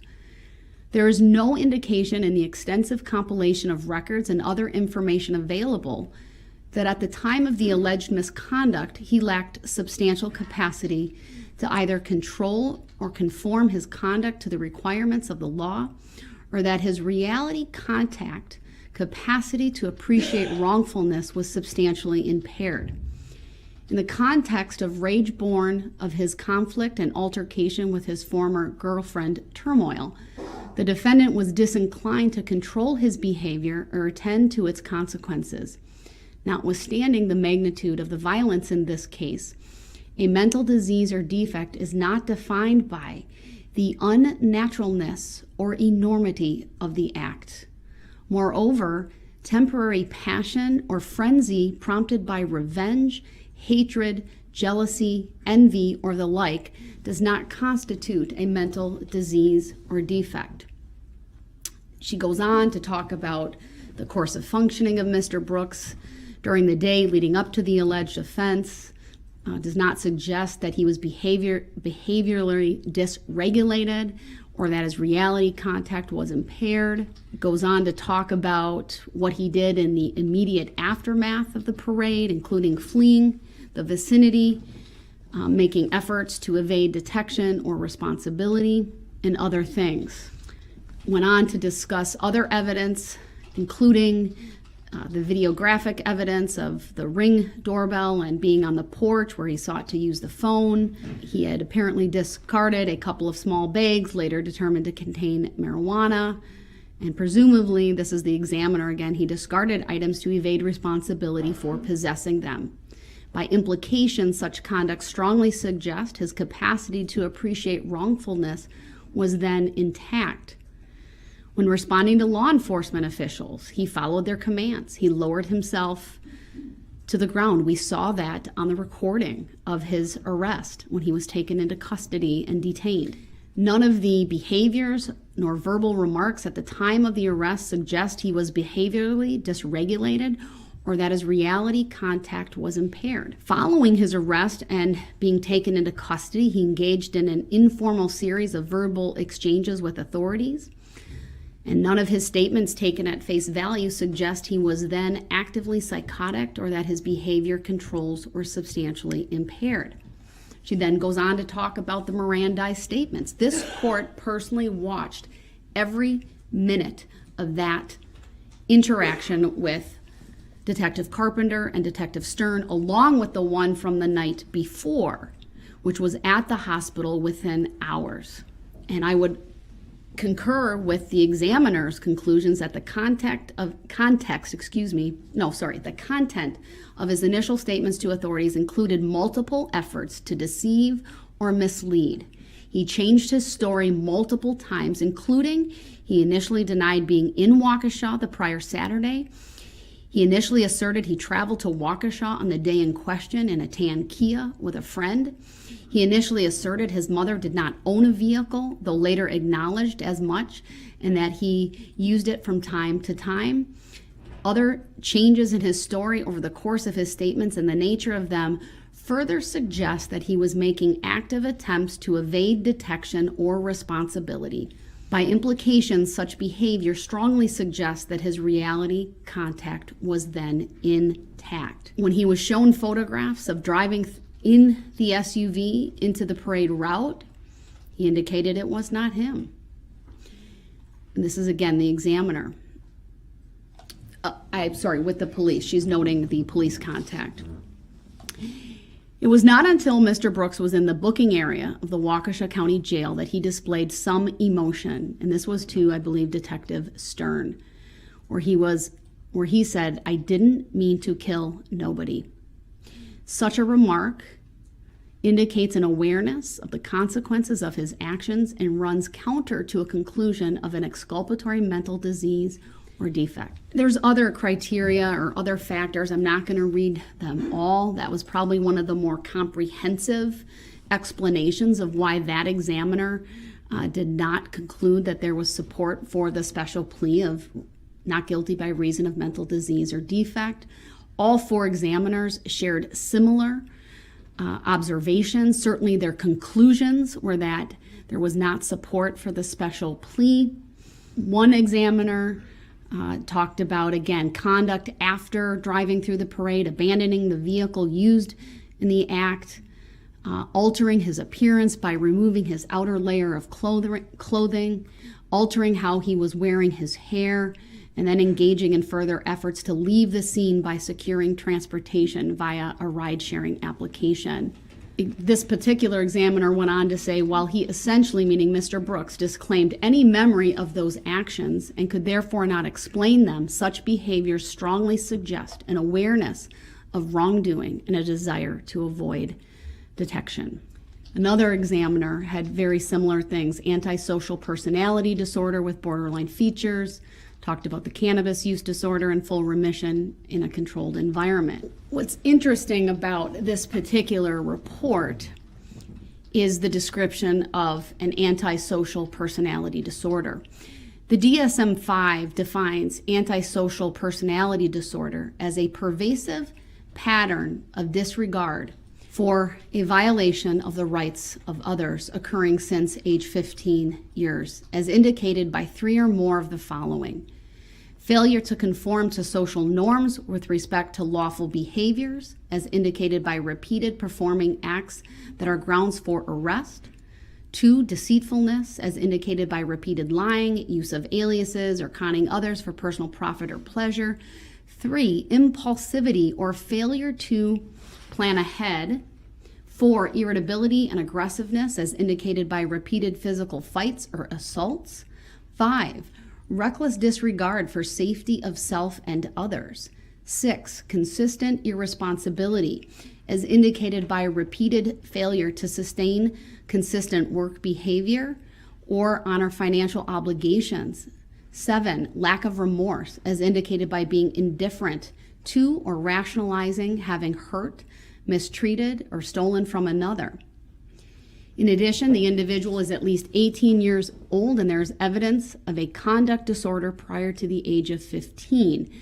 This examiner noted Mr. Brooks meets nearly all of the symptoms described above because he has exhibited a long-term maladaptive pattern of behavior involving a disregard for and violation of the rights of others, beginning in childhood and continuing through adult life.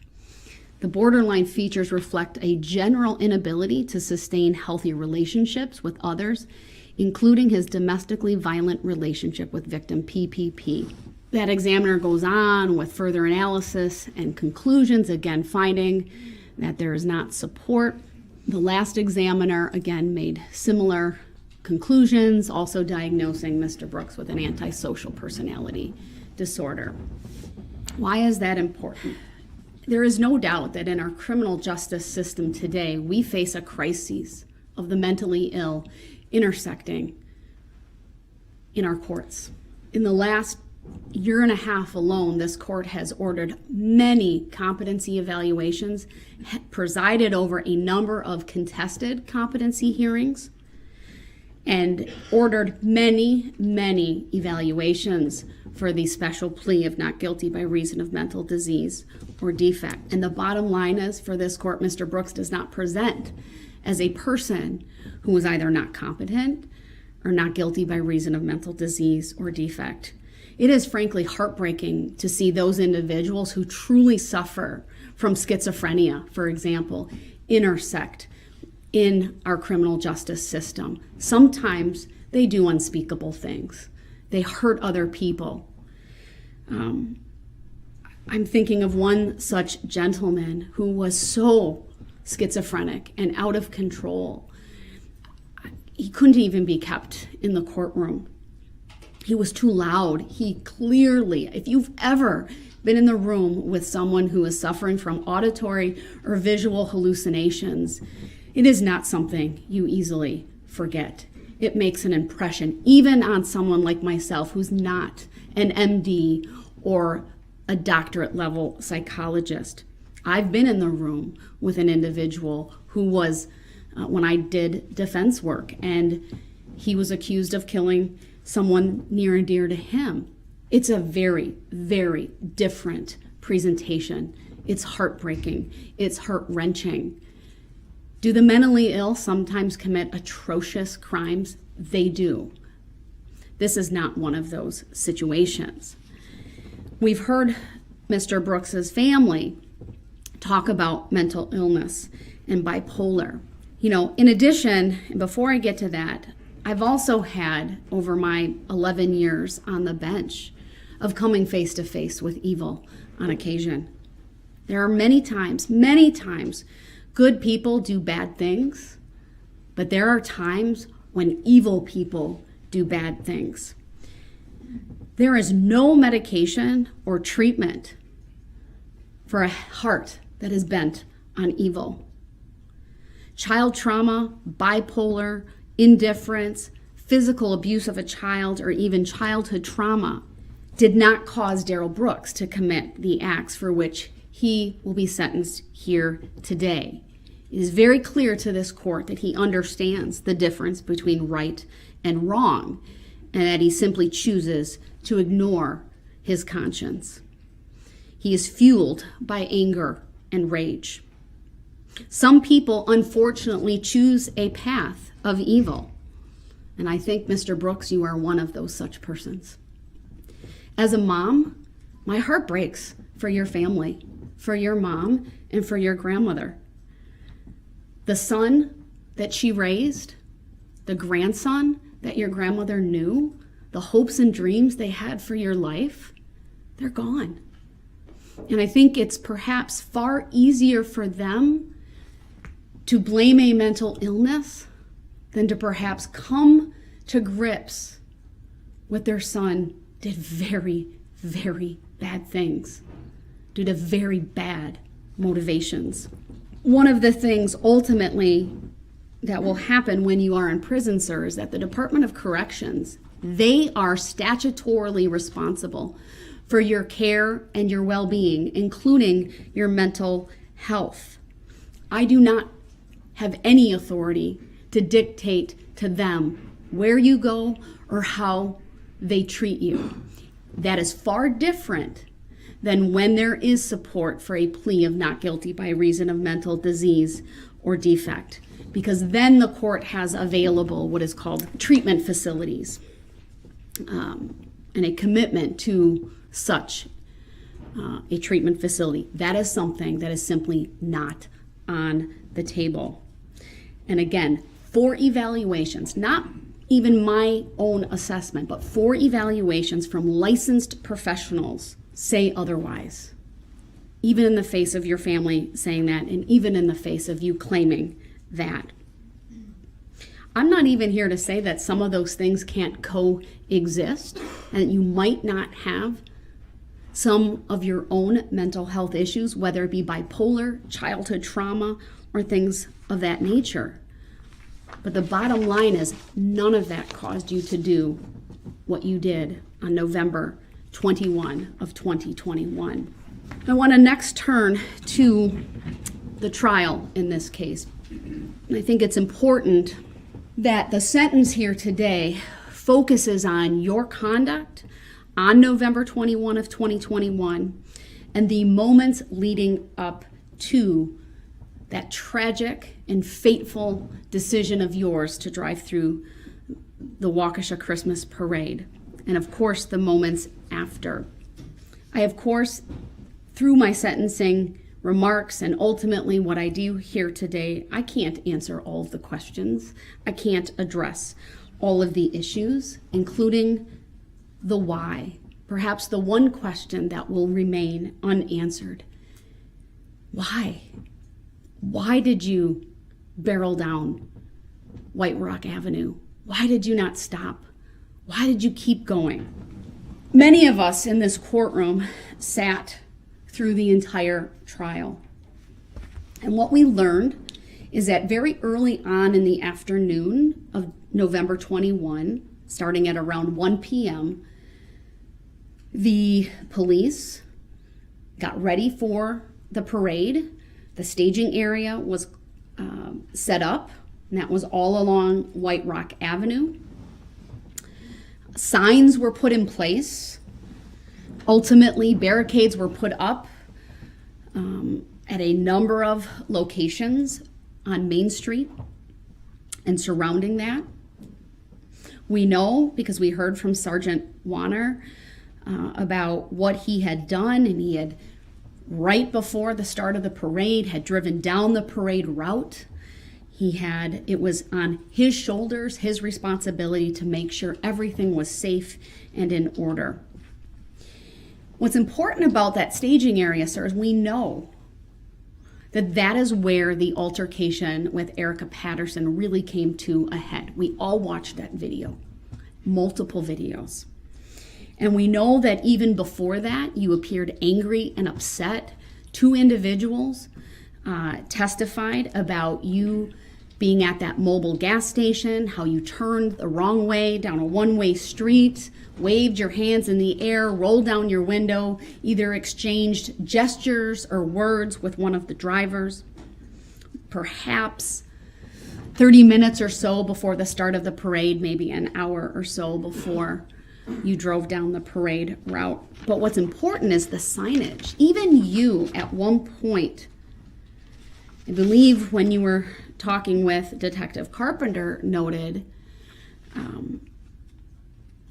it was my words, my assessment, it was clear something was going on. I think what you said was a lot of shit was blocked off. You'd driven past those signs on the staging area. Oh, God. The fact remains they were there, sir. And the fact remains is you told Detective Carpenter that. I ain't never told me. We then heard from the witnesses related to Ms. Patterson. We heard from Corey Runkle. We heard from Erica Patterson herself.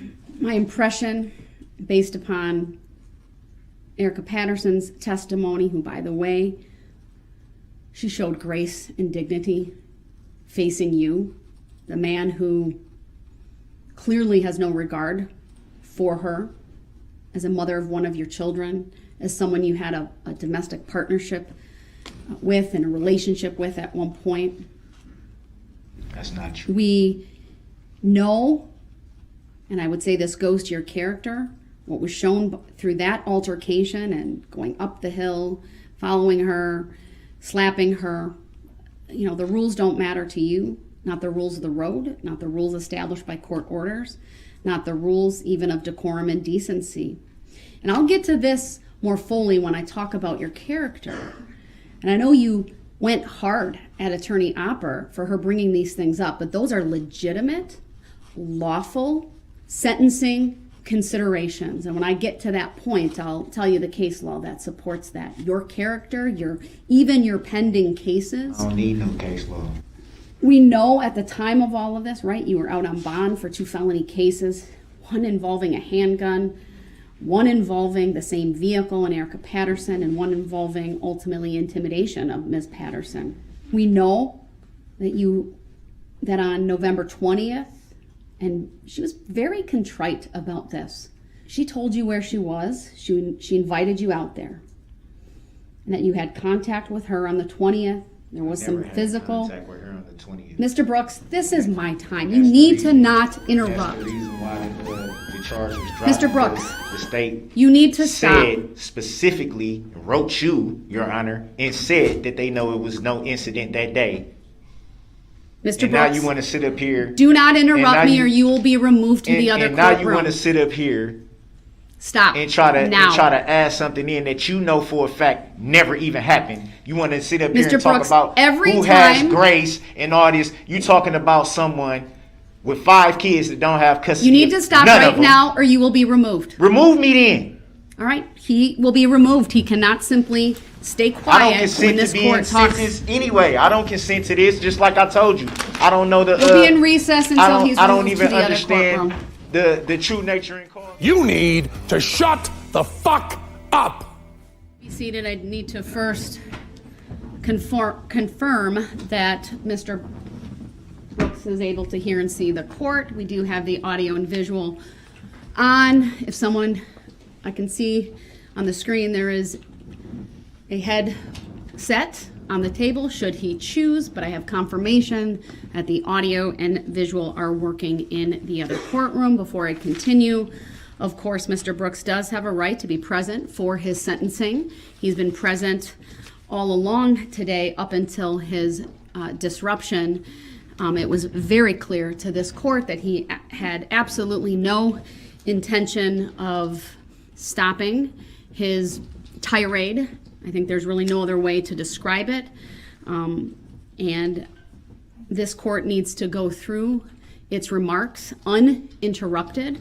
And given the history in this case, which is well documented, of his disruptions and inability or unwillingness to follow the very simple rules of decorum and courtesy, which include not interrupting the court, I felt it important under Illinois versus Allen to remove him from the courtroom, as that is, of course, one of the options, and we have the benefit of the wonderful technology here in this courtroom and the adjoining courtroom, which I believe is the equivalent of being present, what I have referred to at times during this trial as the functional equivalent of being present in this very courtroom.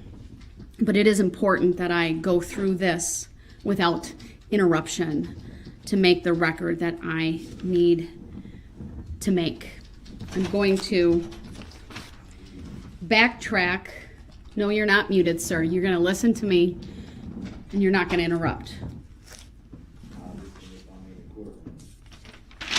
So I want to, I don't want to call it a tangent, but I'm looking for a note that I made. I would like to exercise my right to be present. Then you need to pledge to this court, sir, that you will not interrupt me despite what you may not like me saying. Can you do that? I would like to exercise my right to be present. All right, he's not making that pledge, and under Illinois versus Allen, unless he makes that pledge, he's not coming back into this courtroom. You are not. I would like to exercise my right to be present. All right, clearly he's going to keep repeating that statement, so I have muted him at this point.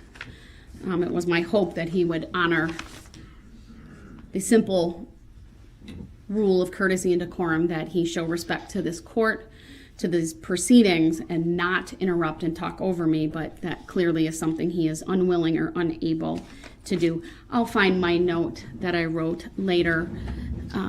It had to do with, frankly, what this court has observed as a pattern with Mr. Brooks, and that is when testimony or statements by the court or statements by the prosecution team become unfavorable to him, he lashes out and he disrupts.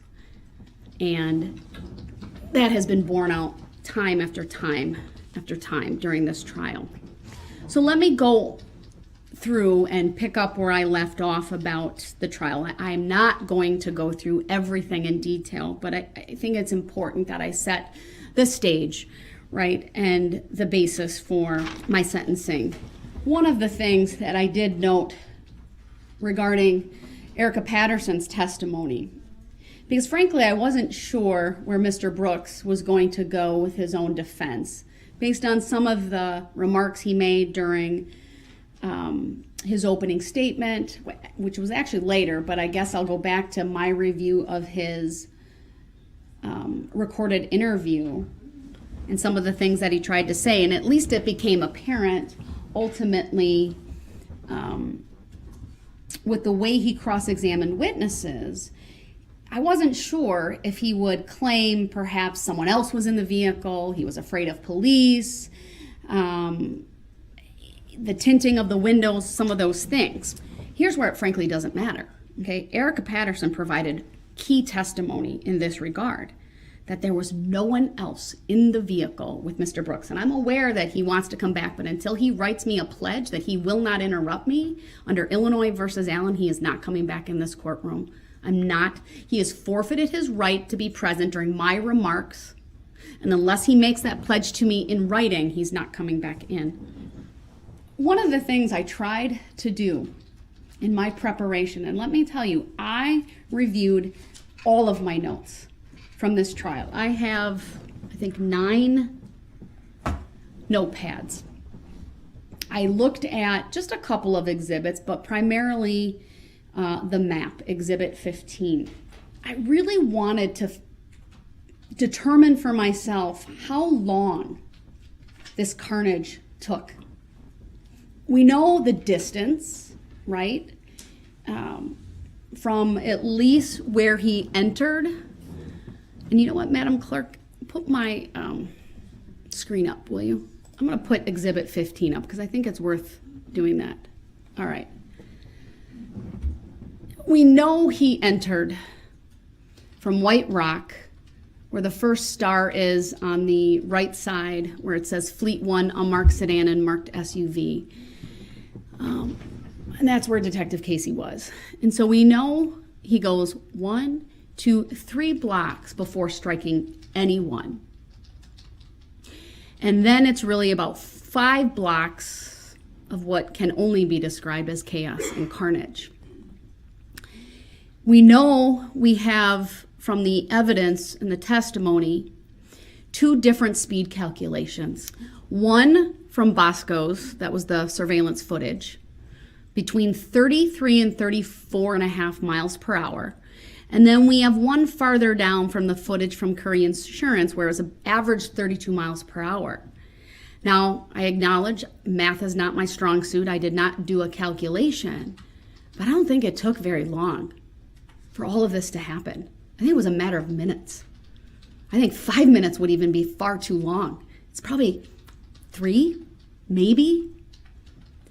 And it was somewhat hard to gauge during the trial because of how the state presented, and I don't mean this as a criticism, but they were very meticulous in showing video, breaking it down, showing it at half speed, sometimes 30% speed, to really get an understanding of what was happening. And at no point did anyone ever tell me or tell the jury how long this took. But even though it took just a couple of minutes, there were so many opportunities for Mr. Brooks to simply stop, turn around, turn down other streets before he ever crossed Barstow Avenue. And what we know is that at 4:37, Detective Tom Casey had the first police encounter with Darrell Brooks. Came face to face, Detective Casey at the hood of the car, coming eye to eye.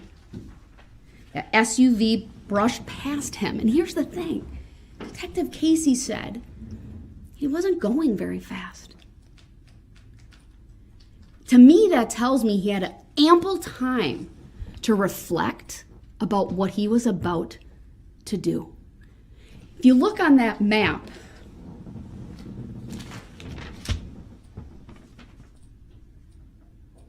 it's not a pledge, he's not coming in.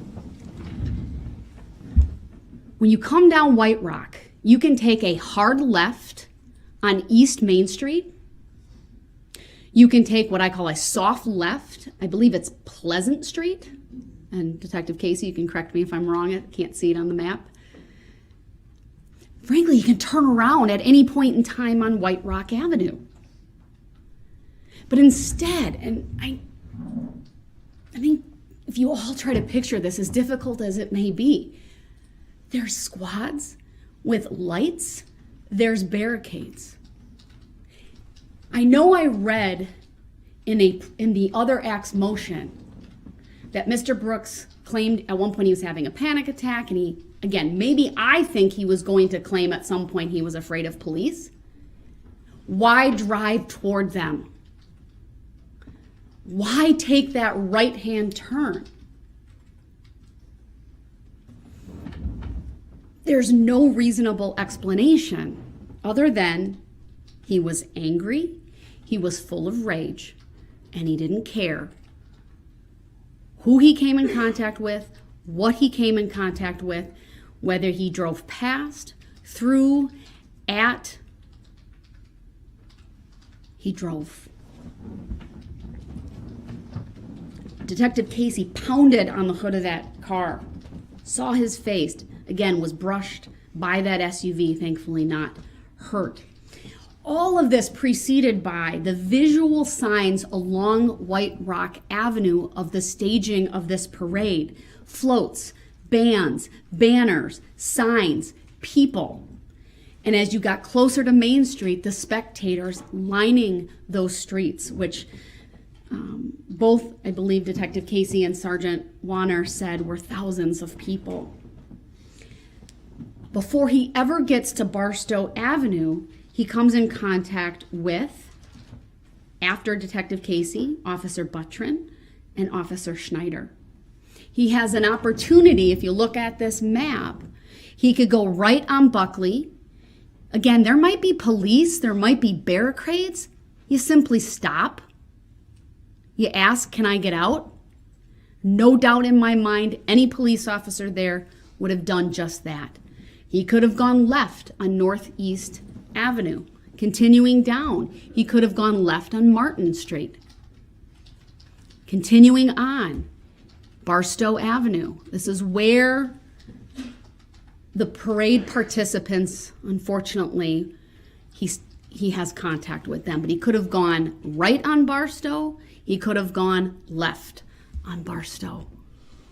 And we know from some of the footage that we saw that his car was seen flying past, true, not hitting one at this point, but flying past. There's no logical understanding for Mr. Brooks other than he's in the middle of a parade and he can see them. Anyone driving a vehicle would see what's ahead. And we know from this map, right, what was ahead of him. We saw that video footage. We heard the testimony. Many police vehicles at these intersections with their lights flashing. There's no doubt in my mind that Mr. Brooks would understand a parade was going on. We also know it was not yet dark. Dusk. This was from the battalion chief who talked about when he arrived after that first alert at 4:39, it was not yet dark, it was dusk. I think that aids to the visibility that Mr. Brooks would have seen all of these people. This is not under cover of night. It's, of course, downtown Waukesha. We saw city lights and many of the street lights I'm referring to in many of the videos as well that would have been on or coming on. We know just past Barstow, he strikes his first victim, Nicole White. She was with RE/MAX Services with the hot air balloon. If anyone's seen that, we saw it in the video, that is unmistakable what that is. That would get anyone's attention. If this was a mistake, if he was lost, this was his very first opportunity to stop and do the right thing after causing injury to a person. But he didn't. He did not stop. And then, of course, the Waukesha South Band. It's hard not to think about what I watched and not have this reaction. Those were images that frankly kept me up at night, that I saw over and over and over. For their band director, she is a hero to me, to get up on the stand, to talk about, and that was Sarah Waymeyer Aparicio, to identify each one of her students, talk about their formation, talk about what she saw. So strong. For all of you, Mr. Brooks had another opportunity to stop. This wasn't one isolated person that he could claim, I didn't know I struck someone. This was driving over people. What Kyle Jewell described as the SUV went over people like they were big old speed bumps. I know the Green children were injured around there. Thankfully, their physical injuries were minor, and I know I could probably spend a long time talking about the injuries of the band members, and I'm not going to go through that. They were significant. It was horrific. Thankfully, none of them were killed. And then, of course, moving on to Burst Logistics. Between the band and the Blazers, that is where Kelly Graybow and her 10-year-old daughter, Adelia, were in that adorable Cindy Lou Who costume. And what struck me, and Kelly referenced this in her statement yesterday, was seeing the tires go past her head after she was hit. Delia had major injuries as well. And then, of course, the footage from the Waukesha Blazers. And Jeff Rogers talked both at the trial, he testified, and he gave a statement yesterday about, again, having to come into this courtroom, talk about all of those who were with him, who were injured, and of course, little Jackson Sparks. Another video that frankly is very difficult to watch and hard to unsee. You heard not only Jeff, but Josh Craner talk about what happened, and Josh, of course, being struck. And then the Extreme Dance Group. I think it's fair that I didn't fully understand the extent of their injuries until hearing from many of the victims yesterday. I now understand why one of the girls called her aunt and said, "My entire team is dead," because that's what it looked like. It was horrific. And to think of those two brave young ladies who got up during this trial to testify about what they saw, what they did. Jamie and Alyssa, your dancers are proud of you. And because of you, justice has been served. We heard from others, spectators, Deborah Ramirez, regarding herself and her son, that the vehicle was accelerating, not stopping. A moment that sticks out to me was really Mr. Brooks trying to chastise her for not seeking medical attention right away. Her response was perfect. She waited due to the number of injured and all the blood she saw. Understandable. Not something to be chastised for. And then moving on, and again, I know I'm not mentioning everybody. These are just some of the highlights that, and I should call them lowlights, not highlights, but some of the testimony and evidence that really, really impacted the court. Stephanie Bonesteel and her husband testified about what Citizens Bank was doing, hearing the impact against Jane, a very loud thud and an audible gasp from the crowd. Her husband, Adam, was driving the support vehicle, and when he was being cross-examined about why he didn't see the driver, again, he just simply said, "I thought it was my wife that had been hit. All I saw was the red poncho." And the only time we ever heard about brake lights was when Jane Kulik was on that vehicle and he braked so he could get her off the top and run her over. We heard from Matthew Harris, who talked about the red SUV coming straight at them and then veering and going in the direction of the dancing grannies. And again, that audible gasp as he described that eerie sound. He saw a child injured in front, Jane Kulik behind. Actually, the child and Jane Kulik behind, and two victims ahead. He saw two of the dancing grannies. What he described as the SUV traveling faster than the speed limit. What I wrote down from his testimony is he's a combat vet, and this is what he said. "I've never saw anything like this in such a safe area." You could tell he felt bad about not seeking treatment right away for his daughter. He talked about how his wife's a nurse practitioner. And again, he didn't want to direct resources from other victims, that we thought she was okay enough to be home with them. Now, by this time in the parade, it's very clear the spectators are noticing something is not right. The sounds, the atmosphere has changed. They're screaming, there's gasping. There's a noticeable difference. It's at this point, I believe, that Owen was struck, Kelsey was struck. Probably another miracle, given the injuries she sustained, with a tear in her spleen, significant road rash, cuts, requiring facial surgery. What Mr. Knapp described the driver as having eyes completely wide open. And then next we heard from Laura Thien, one of the dancing grannies. She talked about the sisterhood. Another brave woman came in, talked about what happened to that group. 7 people injured from her group, 4 fatalities. She said it all happened in a matter of seconds. All I seen was bodies. It looked like a war. The 6 people who were killed suffered multiple blunt force traumatic injuries, severe, significant, some dying instantly.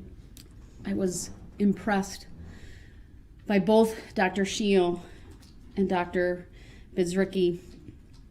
Dr. Bidzricki for her attention to detail, her looking at that vehicle, inspecting it, looking at the heights where certain damage was done and it being consistent in height with the individuals that she did the autopsies on. And of course, Dr. Shiel, and both of these individuals have testified before me, but Dr. Shiel, very shaken from the autopsy of little Jackson Sparks. We then, continuing on, heard from Father Witter, very gracious man. He too talked about how he noticed something unusual, saw an SUV flying down the road, heard thuds. It was faster than anyone in their right mind would be going. He estimated it to be over 25 miles per hour. And then Lucas Hallmark, the off-duty police officer who was walking with his family on that day. He talked about the commotion behind, the large amount of screaming. You could feel it was palpable when he testified about having the wherewithal to try to get his kids out of the way, throwing his 3-year-old as far as he could out of the way. You could see the pain on his face when he talked about not being that successful with his 7-year-old. He said, I wasn't quick enough. He testified that he thought this was a terrorist act, that SUV did not stop.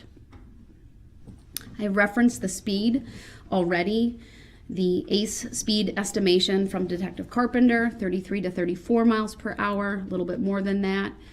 The speed calculation by Michael Smith from State Patrol from farther down the route of averaging 32 miles per hour. And then, of course, the vehicle inspection by the State Patrol, finding no mechanical issues. There was also the Franklin Assistant Chief who attended the parade. He was near West Main Street in Maple. He provided the testimony regarding the SUV, the window being open, and the driver sticking his head out, looking out. He testified how he thought perhaps it was either a medical emergency, maybe even a mechanical issue, but it was clear once that SUV passed him and he saw that driver, he saw you, Mr. Brooks. No panic, no distress. His heart sank. He knew it was not a medical emergency. The body language just didn't fit. It did not believe it was mechanical at that point either. And then he saw the vehicle crank to the right. As he testified, he seemed excited about what he had done. Another off-duty police officer, this one from Wauwatosa, talked about how he saw Mr. Brooks after the fact crash the vehicle, hear him yell out an expletive and run southbound. With his sweatshirt still on, we all saw that video. Of course, at one point, Officer Skolton had contact, and as he testified, he put things together. Keep in mind all of the radio traffic, right, about one person, then like 15 people, and another 15. It was very apparent to him that although he was on the far end, he was around the dog leg on Wisconsin and Maine, that a vehicle had driven through the parade. He saw this vehicle. Of course, at that point, it was heavily damaged. He made the decision to use deadly force. What did he do after? What did Darrell Brooks do after? We crashed the vehicle. He fled the scene in a hurry. He changed his appearance, took off his sweatshirt, loses his shoes, I think in a hurry to get out of there, not caring that they had fallen off. He puts his hair up. We saw that on a number of videos. He asked unsuspecting people to use their phone to call an Uber, all within minutes of all of this happening. He was in such a hurry to get out of there, he left his phone in the SUV. He calls his mother, who arranges for an Uber. We heard from the Uber driver. He never showed up. It was nearby, ultimately, where he was found. And then, of course, the ring footage of his contact with Daniel Ryder. That is at 5:01 p.m. Minutes after all of this happened.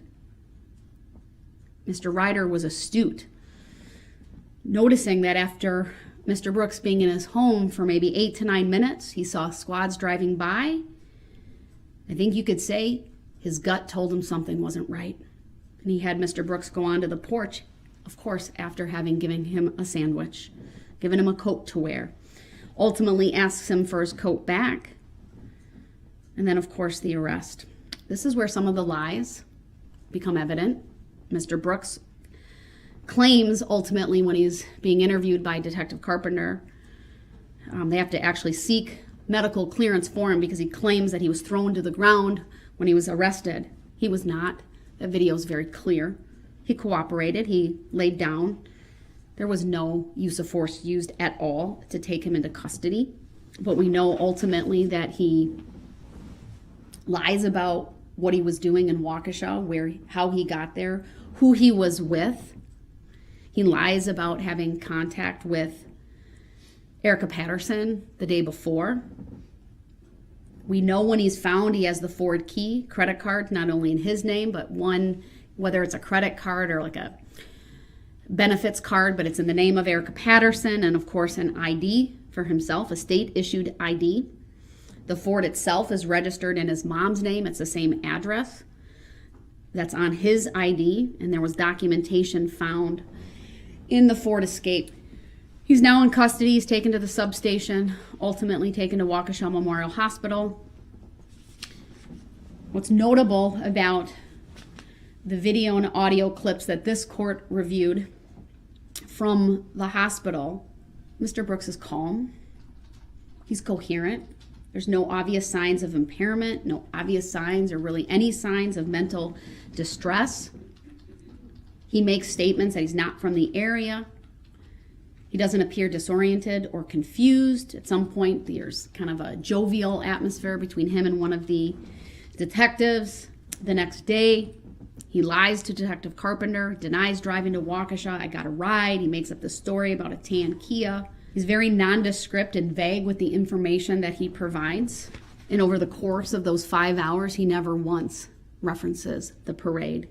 He never once says there was another driver.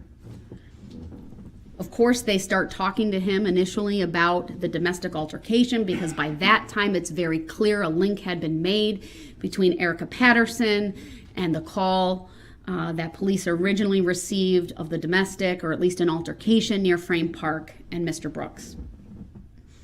We also know, because of the bond conditions in the 2 felony cases, he's not supposed to have any contact with her whatsoever. But he does. At no time during the 5 hours on November 22nd does he make any admissions. Does he show any concern for any of the victims? No empathy, only lies, only concern for himself, for his family. Can I have a phone call? He does not provide, and I said this already, the name of anyone else that could be driving that vehicle. At one point, Detective Carpenter says, one of 2 people drove through the Waukesha Christmas parade. Either a God-fearing person who screwed up or the malicious guy. Darrell Brooks's response is, don't spin it. One of the things that has become abundantly clear throughout this trial, Darrell Brooks understands exactly what he's doing. His comprehension is fine. I have absolutely no concerns and have never had any concerns throughout this case and throughout this trial, or even through the past day and a half regarding his competency. He's intelligent, he's deliberate, he's purposeful. He made nuanced arguments during this trial, one about the right to counsel versus the right to the assistance of counsel. That's a sophisticated legal argument, not the product of someone who doesn't understand. He asked questions on cross regarding tint, horns. He brought up the recall after the fact. He talked and asked questions about, question about barricades, police being at the intersection. Although we never fully understood what his defense was, what became very apparent to me as I reread through all of my notes is that from the very beginning, he wanted to argue jury nullification. If you go back to his opening statements, he talked about power and the jury doing the right thing. He repeated that theme during his closing statement. At one point, he objected to evidence based upon a violation of one of the court's pretrial rulings. Again, a pretty sophisticated objection that resulted in the court striking an exhibit that had previously been received. Today, he spent close to 2 hours talking on his own behalf without any notes. He covered a variety of topics. At times, right, we've seen the eye rolling, the fake clapping, the laughing, hand gestures, many times and most times very emotionless.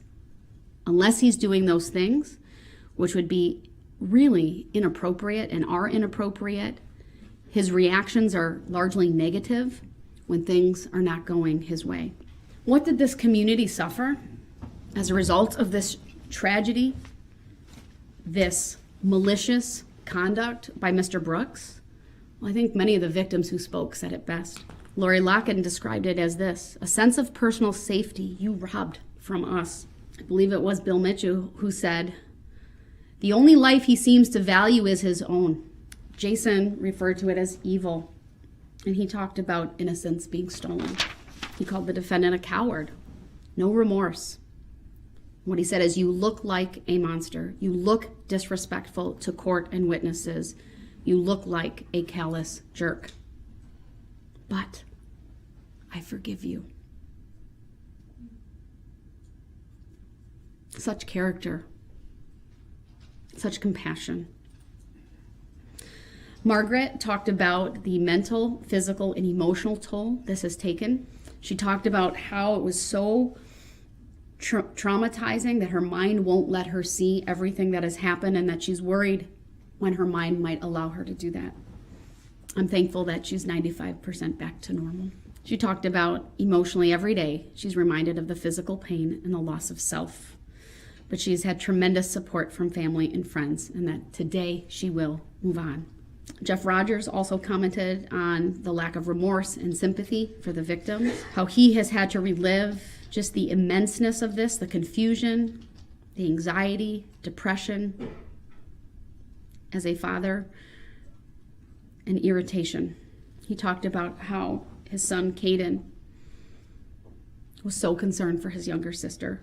I'm really glad Riley is okay. I believe that was from the day of the parade, and how he recognized he was inches away from losing 3 of his 4 kids just because of where they were located. He had flashbacks of grabbing his daughter's jacket, missing the first time, but that Riley gets up sometimes 6, 7, 8 times a night. How this was supposed to be a happy kickoff event for him as their new president, and how after it happened and in the aftermath, the weight of the moment, and 35 people there trying to find everyone, weighed on him.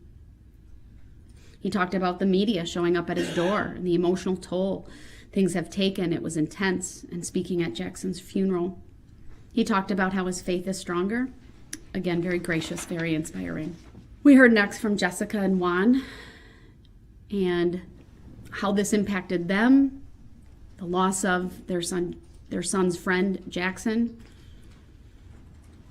Their kids were involved in 2 different groups that day.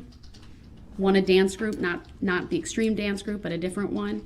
And then, of course, the Blazers. And how, I believe it was Jessica who said, I yelled stop. I put my hands out as if I had the power. How she saw Jackson, and how she will forever have that image burned in her memory. And that she was so grateful when she found her son, how she covered his eyes to shield him from what was around. Not once, but twice they had to run, because at first it was what happened through the parade, and then the active shooter situation, because of obviously people didn't know who had fired the shots in that moment, and she talked about pain and terror.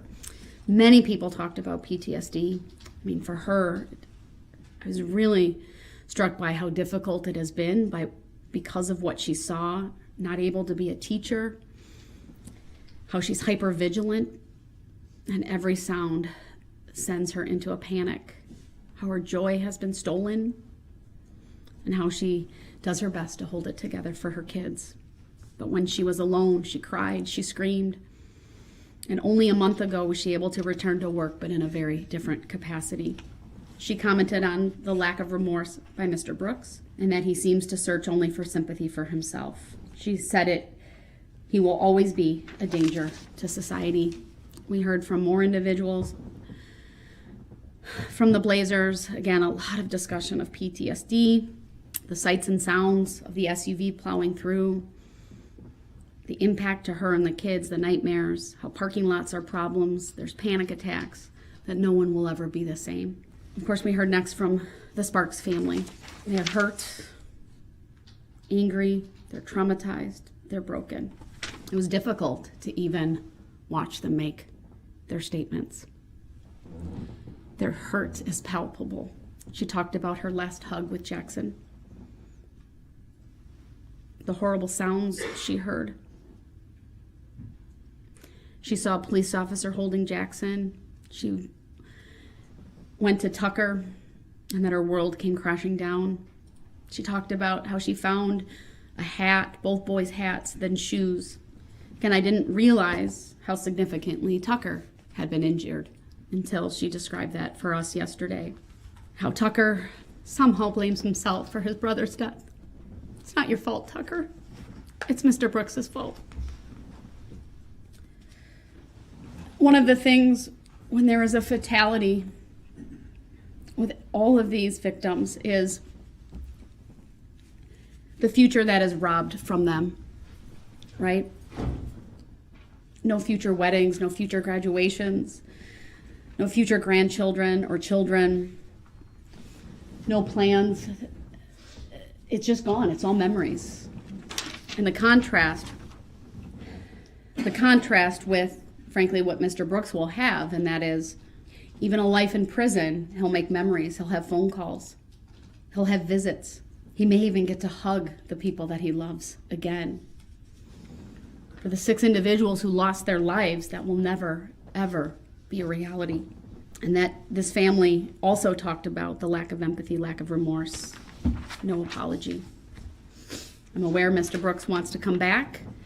It says, I don't intend to interrupt in any way. That's not a pledge. He needs to pledge that he will not do so. I need that word in that statement. And if he does that, I'll bring him back in.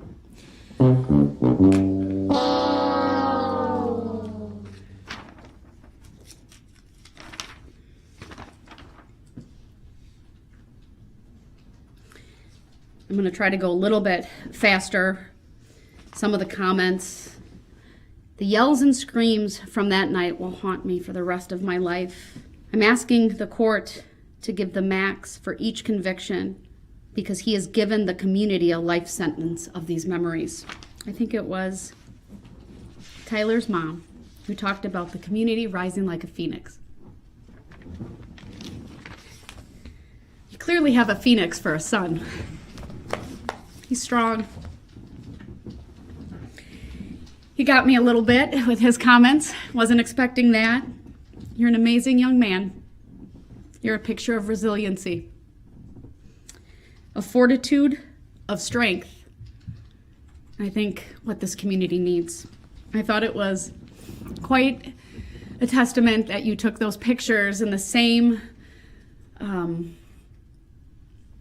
pictures of Jackson, you replicated that, and I thought that was a great tribute to him. You talked about, of course, rising up with Eric, who had significant injuries as well, both of you, and how you fought back and each were able to play baseball, even if not up to the full capacity that you had done previously. And then we next heard from Sasha, who's haunted by survivor guilt. My heart breaks for her. She talked about feeling empty, how she couldn't play soccer because her kicking leg would hurt from the injuries she sustained. She has difficulty sleeping, struggles with nightmares. Physically and emotionally, she feels stuck. She talked about maybe law school being in her future. And to her, I say, don't give him the satisfaction of holding you back. Rely on your friends and your family and be the phoenix that Tyler's mom spoke about. Jen Dunn read a statement from Sasha's mom, and I wrote this down. No one knows what it's like to stand on your feet when there is no floor. That's a pretty powerful image. I think that's very apt for what this community has gone through. We heard from others, including the Teagues. We saw photographs. So many families with more than one individual who was injured. How baseball for Eric was stolen. How he was such a good player. We heard a lot about night terrors and, again, PTSD and trauma. One of the individuals talked about humor is good medicine, and I would echo that. We heard about one band member whose instrument may have very well saved his life. Someone described it as a mental massacre, though, the aftermath of this. It's difficult to go downtown. It's difficult to get restful slumber. Panic attacks are common. Describe Mr. Brooks as sheer evil in its vilest form. I wrote down that despite all of the impact and carnage, many people talked about forgiveness, brokenness, sorrow, anger, hatred, regret. A lot of emotions. Frankly, really no emotion shown by Mr. Brooks, certainly not for what he did on November 21st. We saw a lot of anger for some of the people who lost loved ones, and understandably so. Many families were devastated. Nannies and grandmas were taken away. Yes, there were very specific terms used to describe Mr. Brooks, that in their opinion, he's a monster, he's a demon. Pure, unrepentant evil was one of the phrases that were used. Talked about the system failing us. Saw you in your SUV hanging out with a smile of satisfaction on your face. For one of Leanna Owen's sons, I lost my mom, and I wasn't always a good son. You can hear, right, the regret in that statement, because life is short, and these lives were taken far too short. We heard the very gracious statement from Michael Carlson, who, unbeknownst to me, had been writing Mr. Brooks in jail and sharing the gospel and the love of Jesus. He read a poem, which I thought was beautiful, from the standpoint of his sister. And he said this. In that poem, it says, "We both died that day. I, Tamara, died to life. You died to the world." And then, of course, the Sorensen family talked next. They talked about never seeing their Grammy again.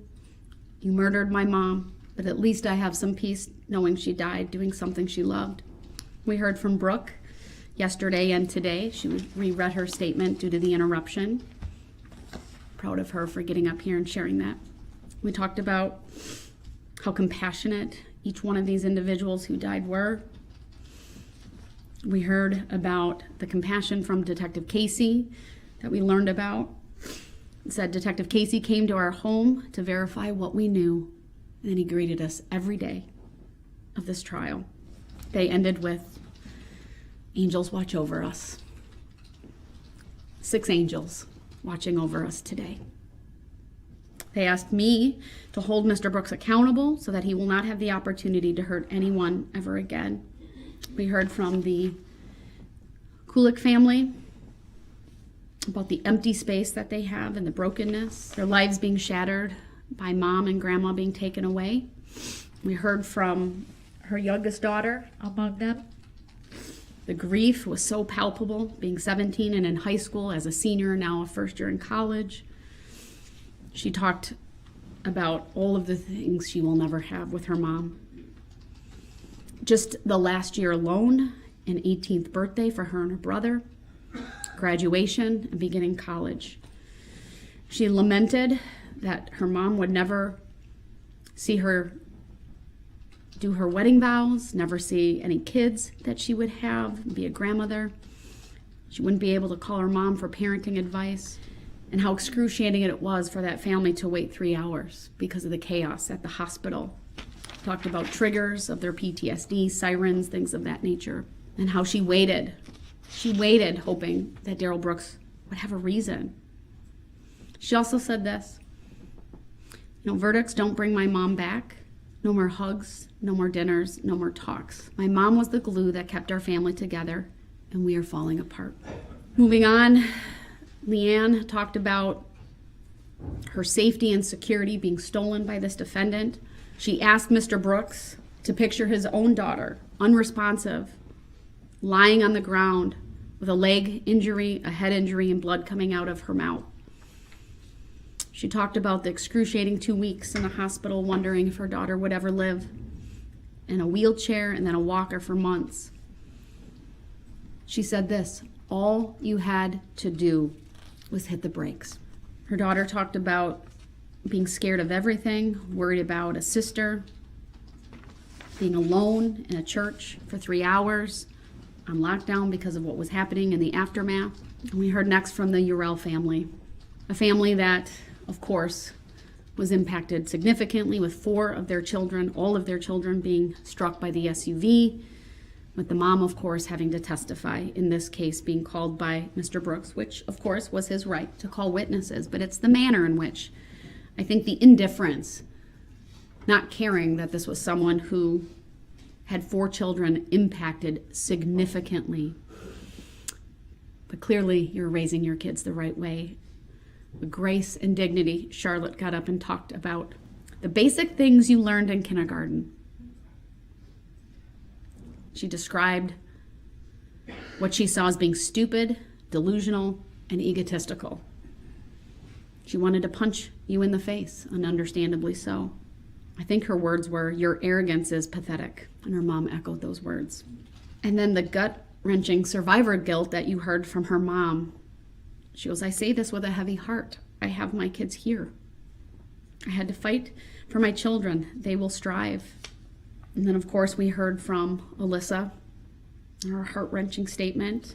She, of course, testified bravely, but you could tell the impact that this had on her and what she saw in the aftermath to the extreme dance team. How one of the girls, who at 10 years old, even lying on the ground being injured, had the wherewithal to ask, why would someone do this? If a 10-year-old knew this, then the defendant knew this.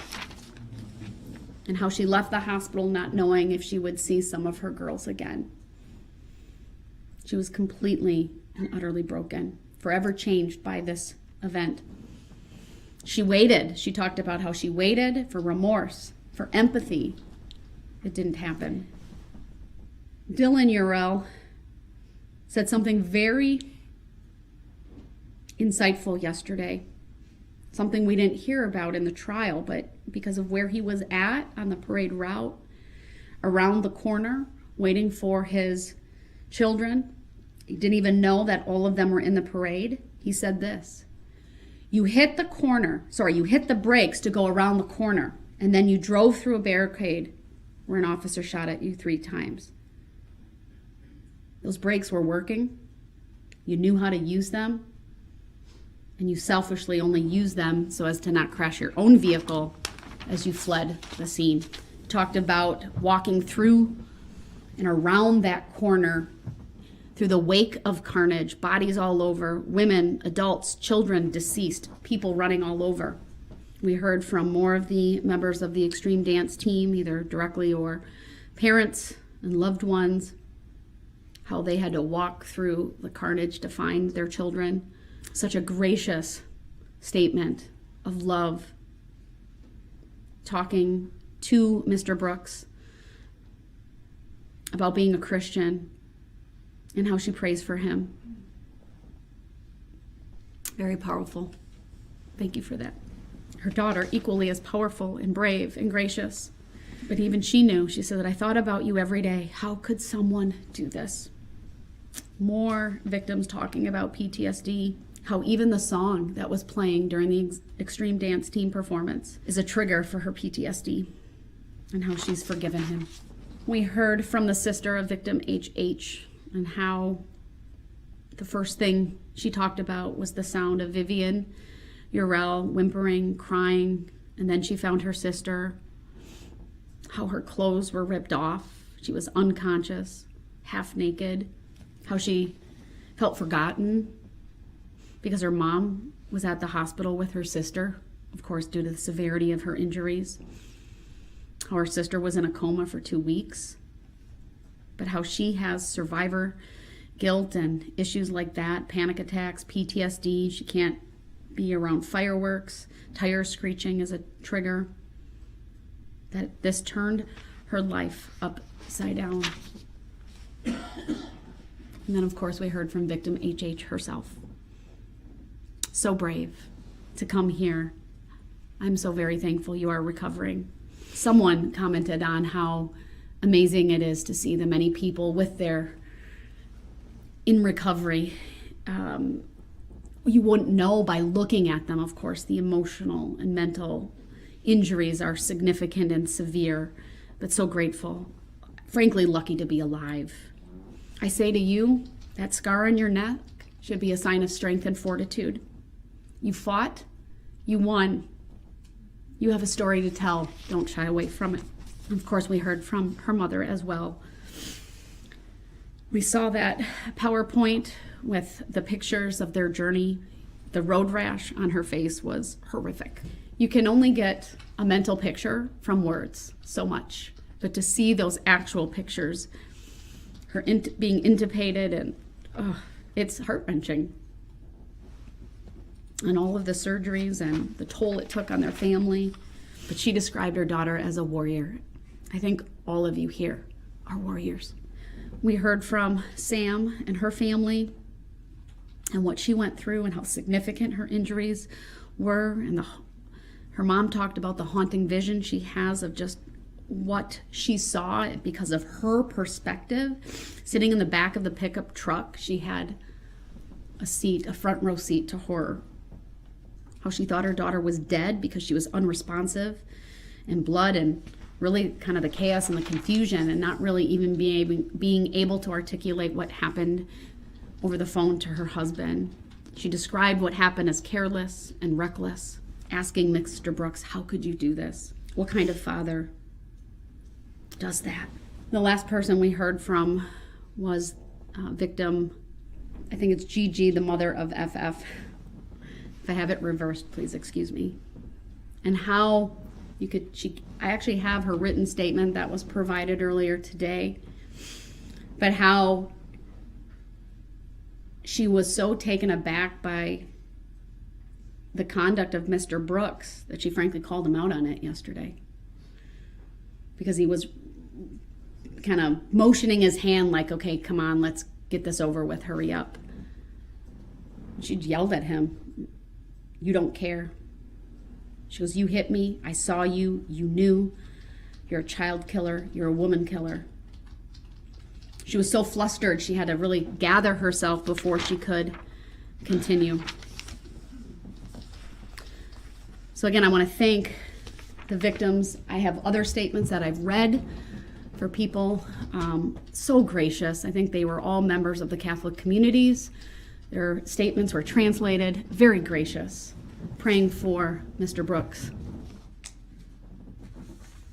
So I just wanted you all to know that I've taken all of these statements into consideration today. I can't read your sign, Mr. Brooks. Can you hold it up closer?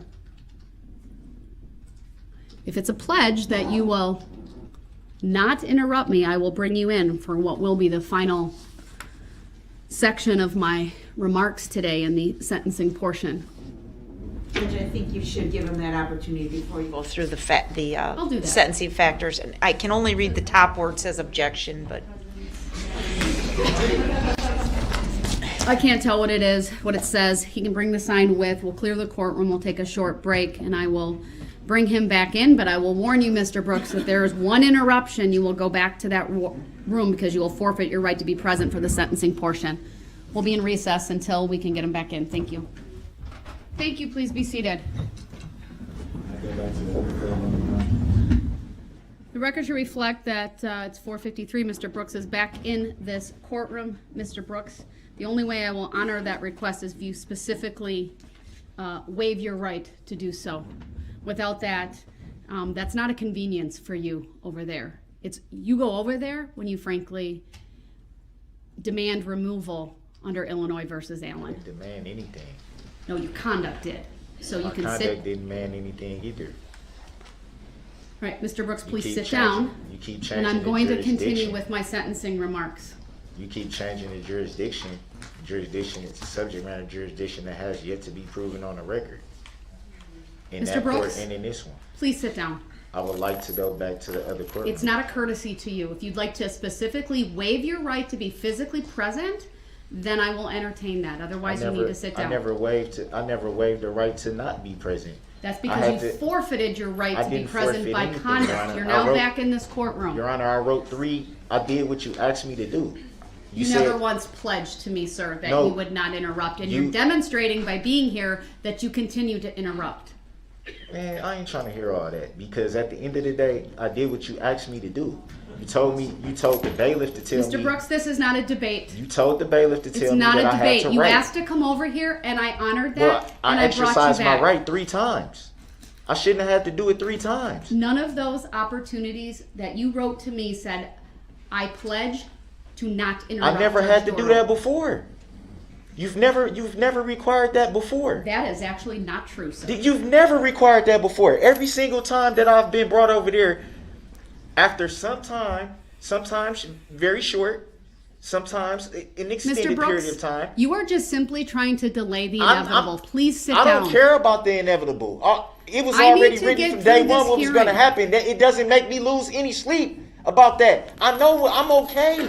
I'm okay with everything. Then please sit down. I just want to be treated fairly, which I have Please. not been. Please sit down. And then Your Honor, and then you Mr. always make it seem this is like not a you always debate. make it seem like it's some type of aim, and it's not. Please sit down. We're talking about constitutional rights. You just told me, or you told the bailiff to tell me that I had to exercise a right that I should already have. I did that. Not once, not twice, 3 times. And it still wasn't honored. And then I raised this sign. I'm Mr. waving Brooks, this for like 20 minutes You're- saying I would want to come back. I'm doing this. You're Hey, here now. Can I come back? Can I come back? Can I So come sit back? down. It wasn't honored. And then I So I said, can okay, finish. I'll write this and I'll see if Your Honor can see it on the screen. The objection sign saying, Mr. I've Brooks, exercised my right if to you be present. stop for a May I have minute, the order of the court? I'll explain it, but you have to stop I'm so not- I can what am explain it. Your Honor, I did what you asked me to do. Actually not. Yes. Let me explain And if I you would didn't- like. If I didn't, Your Honor, if I did not do what you asked me to do, then why was I allowed to come back if I did not do what you asked me Because to do? I'm frankly going to a very distinct portion of this hearing where I am going to impose sentence. Okay, that doesn't and answer the that question, though, Your Honor. matters.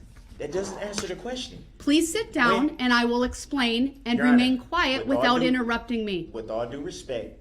That doesn't mean you're respecting me, so please sit down. With all due respect, you told the bailiff when I first said, because every time that I've been brought over there in the past, Mr. Brooks, you always stated I don't need a history you always lesson of stated what I've done. that when I exercise my right to be present, Untrue. you've Untrue. always said, Untrue. we have the record. We have the record. We can dig into the record. Mr. Brooks, I know what the requirement was of me going over there. You've always stated on the record that when I exercise my right to be present, you will bring me back if I will follow the rules of decorum. That's your exact words, which you said every time. which you're I've demonstrating never right now had- that you have Your absolutely Your no Honor, ability to do. With all due respect, I've never had to go through any type of certain words that needed to be said or stressed or anything like that before. I've always done it the way that you've asked me to do it. No different than today when I told the bailiff I would like to be present. You told the bailiff if he wants to be present, he has to put it in writing. And pledge I to put it- me I that put he it will in- not interrupt me I put it in writing. without a pledge. So why am I here? because I'm going to move on to another phase of this hearing, and I thought it important that you be here in person. So I was here. But you didn't reclaim your right to be back here. Then why am I here am then, Your Honor? allowing it to Okay, happen. and I respect that you're allowing it, but still, it doesn't answer the question, though, Your Honor. It does not answer the question. Mr. Brooks.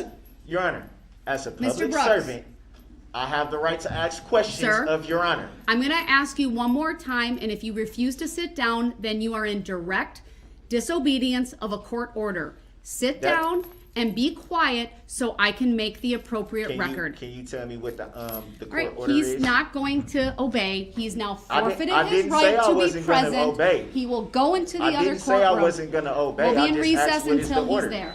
I just asked what is the order. I didn't. Shut up! Of course, I do need to first verify that they can hear and see us. I'm getting the thumbs up. We're back on the record. The record should reflect that Mr. Brooks is no longer in the main courtroom. He is in the adjoining courtroom.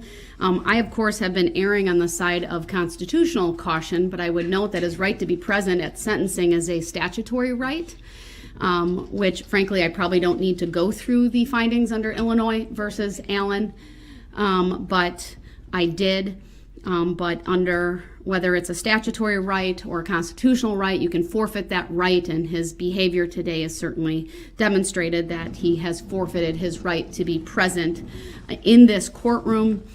During my sentencing remarks, he immediately came in. I was on the bench looking through my paperwork. The courtroom wasn't even open. And he started asking me questions. I said I wasn't going to answer them. He really had no respect for the proper decorum. I needed it to be on the record. He didn't seem to care about that. Wanted to debate me about my prior rulings.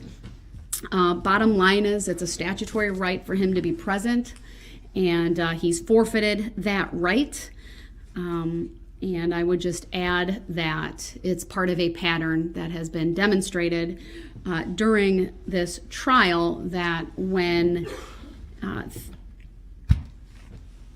my perspective, things are not going in his direction, things are being said that he doesn't agree with, that he tends to act out, he disrupts, and I'll leave it at that. Once again, I'll confirm he can hear and see. We've got confirmation from the staff in the other courtroom. One of the reasons I really spent the time going through both my observations of Mr. Brooks in terms of the mental health related issues, and first, and then going through the victim impact statements before I go through all of the necessary factors for sentencing, is frankly, it's challenging to talk about the impact to the victims without getting emotional. This trial is unlike anything that I've ever been a part of. The sheer magnitude of the crime, the number of people impacted, how they were impacted, the vicious, senseless nature of it, and hearing about the impact of all of that on our community members and the people who are at the parade, it's heart-wrenching. And I wanted to do that before I really got to the meat of sentencing, because I also thought it was important to really spend some time recognizing and acknowledging the impact to the direct victims who are in this courtroom and who have provided statements. Today, my focus in sentencing will be about November 21 of 2021, the events shortly before that or leading up to it and after, and are not about Mr. Brooks's conduct during this trial, even though case law is very clear that his conduct at trial can and is a legitimate factor for the court to consider. I need to make the record very clear that in no way what I do here today is based on Mr. Brooks exercising his right to a trial. That is a firmly embedded constitutional right, which I support, which I upheld.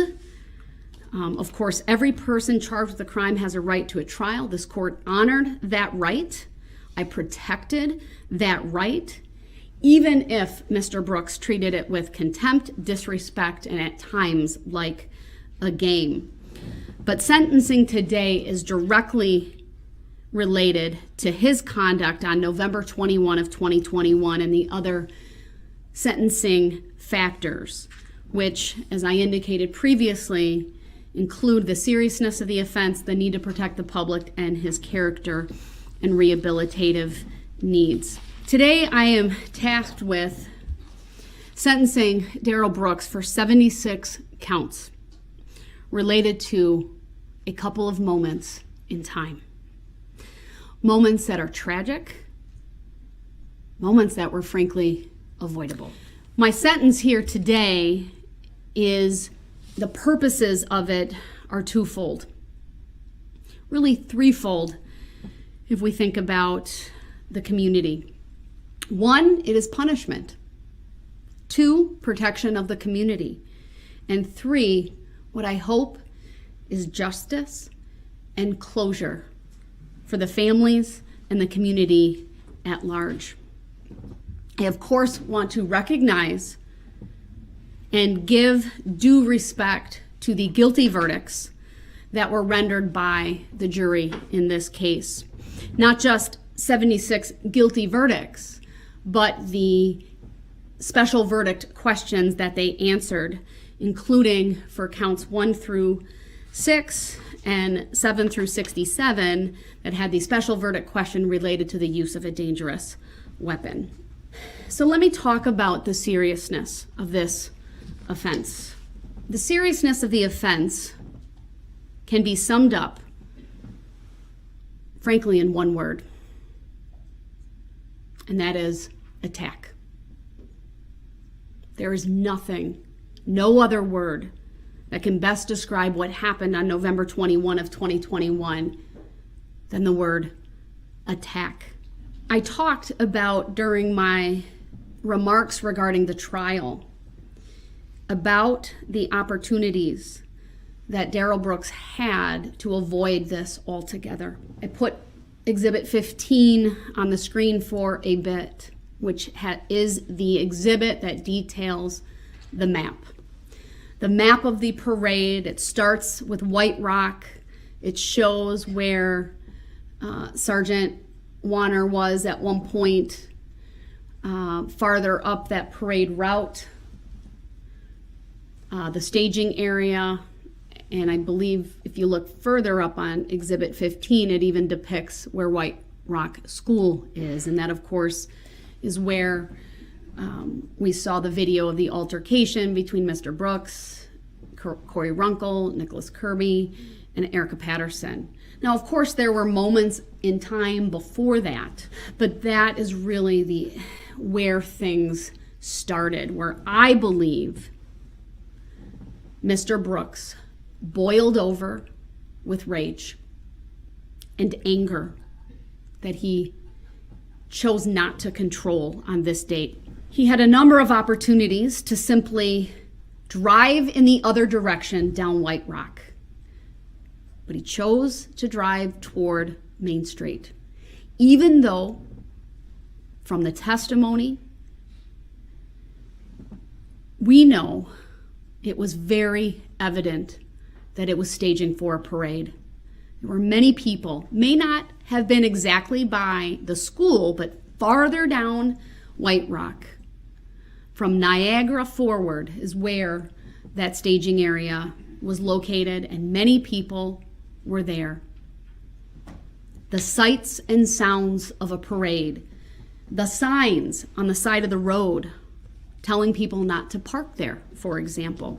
Instead of turning around, or instead of turning left onto East Main Street or left onto Pleasant, and despite Sergeant Warner trying to flag him down and being in front of a squad with lights, and a clear indication, you should listen to or honor the even gestures of a police officer, and he was in uniform. He drives down White Rock Avenue and has contact with Detective Casey, who very clearly did everything he could to stop Mr. Brooks. And in that moment, thinking it's a lost motorist. But Mr. Brooks chose to basically brush him aside with that SUV and drive on to Main Street, past more people, past many spectators, and in a manner that was not just at a speed inappropriate for a parade, but frankly, that was reckless and endangered anyone who was on the roadway at that time, whether or not he hit anyone between White Rock and Main and Barstow and Main. But during that 3-block section of Main Street, he could have turned off Buckley, Northeast Avenue, Martin Street, or in either direction on Barstow. He could have stopped, asked for the police barricades to have been removed, or frankly turned his car around even at that point and gone back the way that he had come. But he didn't do that. He chose to drive recklessly, carelessly, and maliciously through a parade route and at anyone in his path, where he struck not one, not two, not three, but 68 different people. We actually know that number's higher because we now know, we heard from the 2 individuals who were with Extreme Dance, the one girl who was struck by one of the individuals who was clearly struck, and that person flew into her. That would qualify for a charge based upon the state's description of how they chose to charge. It's just they didn't know until closer to the sentencing hearing. So 69 individuals if you include her. There are so many aggravating factors here, it's frankly difficult to even keep track of them all. The complete disregard for the lives of anyone else that day. Someone described it as depraved indifference, and I think that is the perfect phrase to capture the actions of Mr. Brooks on November 21st of 2021. The aggravated factors of the numerous opportunities to turn around or not even enter the parade route or simply to stop. The fact that he mowed over and used that vehicle as a battering ram to hit 68 individuals, never once stopping, with rage and anger at unsuspecting people at a parade who were there simply to kick off the holiday season, to experience joy with their families. The intentionality of the conduct is outstanding. The viciousness, the speed, the swerving from side to side at various points. This was not a case of whodunit. From the very beginning, from when this case was charged, it was clear who did this. Now, that is not to say that I prejudged this case. I did not. But after sitting through this trial, after watching the many videos, after listening to the testimony of the many, many dozens of witnesses, it is clear the state had overwhelming evidence of Mr. Brooks's guilt. What's also aggravated is his complete and utter lack of remorse. He spoke here today for 2 hours. One sentence, that's it. I'm sorry. No detail. 2 hours, one sentence. No empathy for any of these individuals, at times mocking them with hand gestures or rolling his eyes multiple times. That is not an indication or a sign of someone who has empathy, who is sorry for what he has done. We may never know the true why, but we were provided with nothing here today other than a feeble attempt to blame mental health, which frankly does a disservice to those who truly suffer from mental health issues. I understand why his family might cling to that because of the difficulty in coming to grips with a loved one doing such heinous things. But for Mr. Brooks, it's nothing more than indifference, deflection, and outright denial of what he did and the impact that he has caused as a result of his heinous actions. I searched for a mitigating factor in this case. I waited patiently for an apology, a true apology. I didn't get it. And not for my benefit, but for the victims. The law allows me to look at things such as Mr. Brooks's prior criminal history, including the history of criminal offenses and pending charges, the history of undesirable behavior patterns, which can include dismissed, uncharged, or unproven offenses or facts, even including expunged offenses not really relevant here, acts resulting in probation revocation. Of course, those are part of his criminal history, nothing specific to these charges. I can look at his personality, character, and social traits, the vicious or aggravated nature of the crimes, the degree of his culpability, his demeanor at trial and truthfulness, his age, his educational background and employment record, his remorse, repentance, and cooperativeness, his need for close rehabilitative control, the rights of the public, the recommendations of the interested parties, including victims and family members of homicide victims. I can consider statements made by his own family. I can certainly consider the length of pretrial detention, which I'd note, though, when facing 6 life sentences, is really a fraction of the time available to this court. The loss of life in this case is certainly one of the aggravating factors here today. The number of people injured, also an aggravating factor. The reach into the community, certainly palpable, because this was a Christmas parade. I think it was a comment earlier, either today or yesterday, that this was not like one act where Mr. Brooks drove into a crowd of people. This was sustained driving from block to block to block to block, picking off people that were unsuspecting. 68, 69 times. Driving over people as if they were nothing more than speed bumps. What's also aggravated is his conduct after he drove through the parade, crashing his vehicle in an attempt to flee.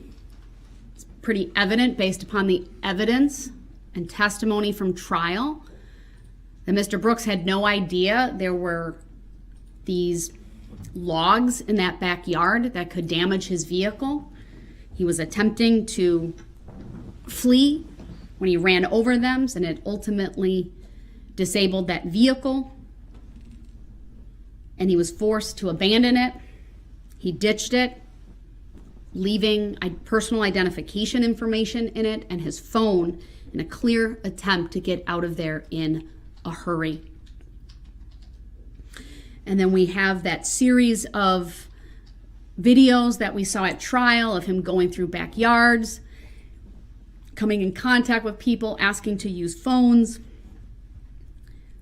ultimately ending up at Mr. Ryder's home, who graciously took him in.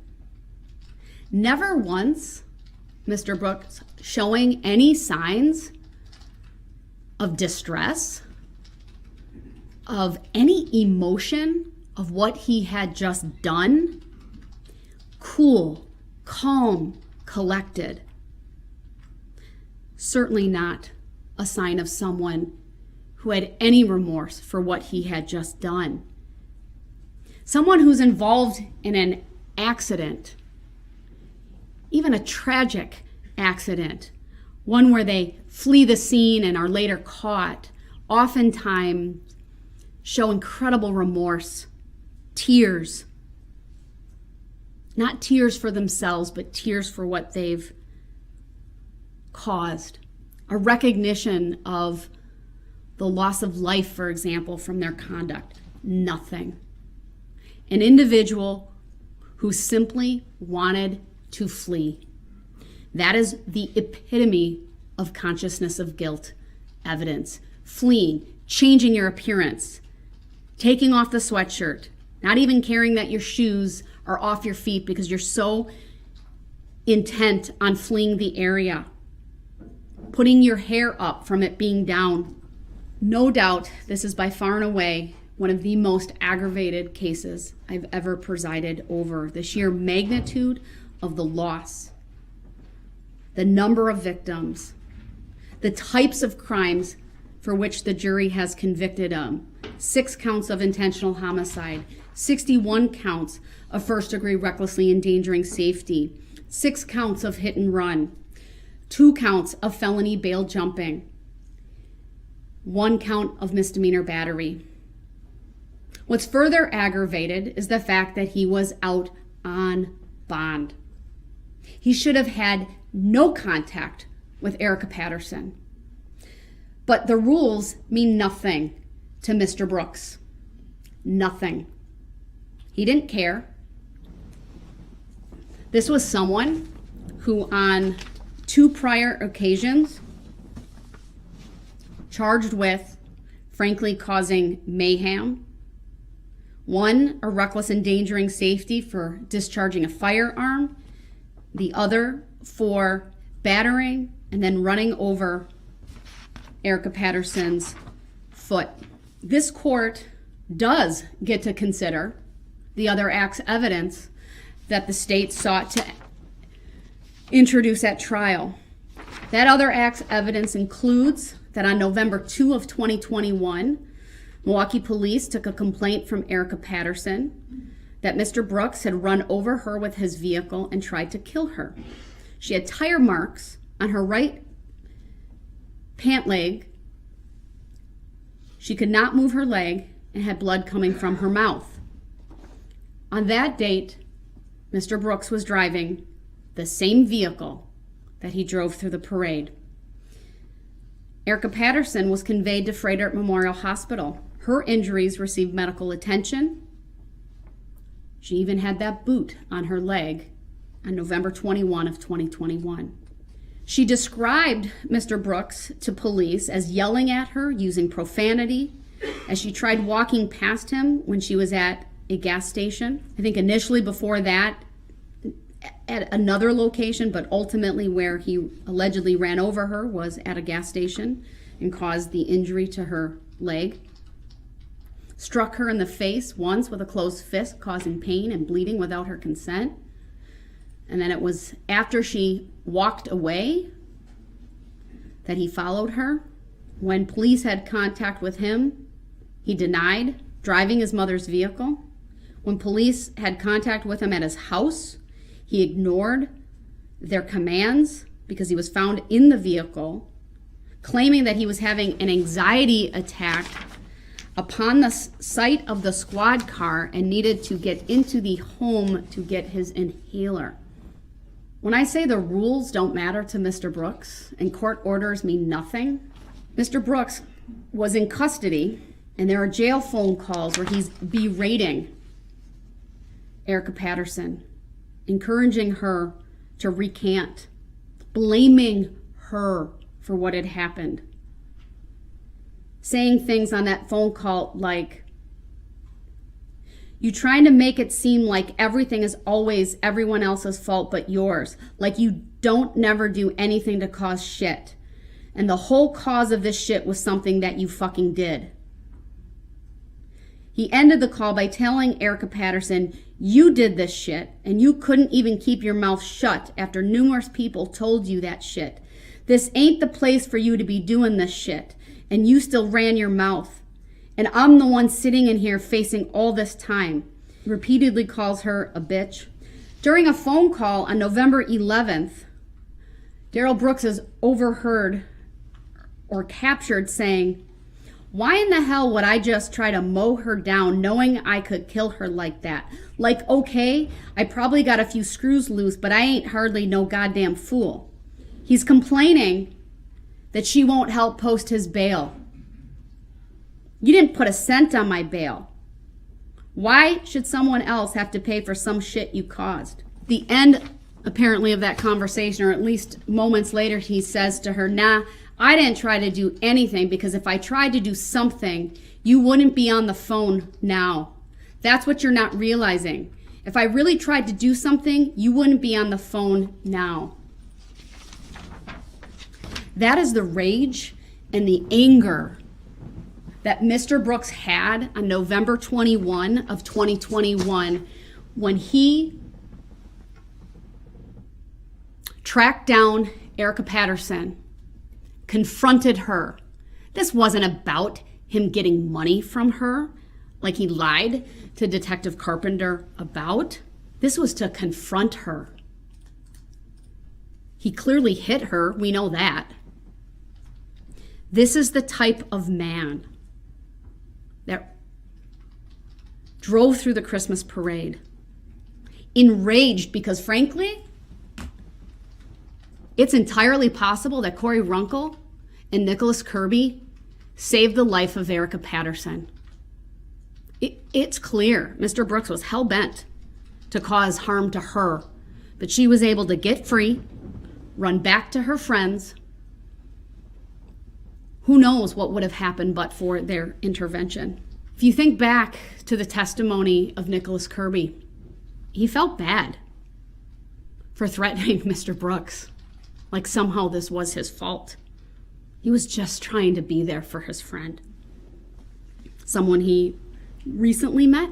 So Mr. Brooks, that other act's evidence is a very clear indication of your poor moral character. It demonstrates unequivocally that you have absolutely no remorse for anything that you do. You have no empathy for anyone, and that you are justified in the actions that you take. In addition to that conduct, as part of your character, this court is able to look at and consider your prior record. And I'm well aware, sir, that you're raising an objection sign, but you have forfeited your right to be here, and I will not stop, and you will not be brought into this courtroom. I will continue. This is his prior record, going back to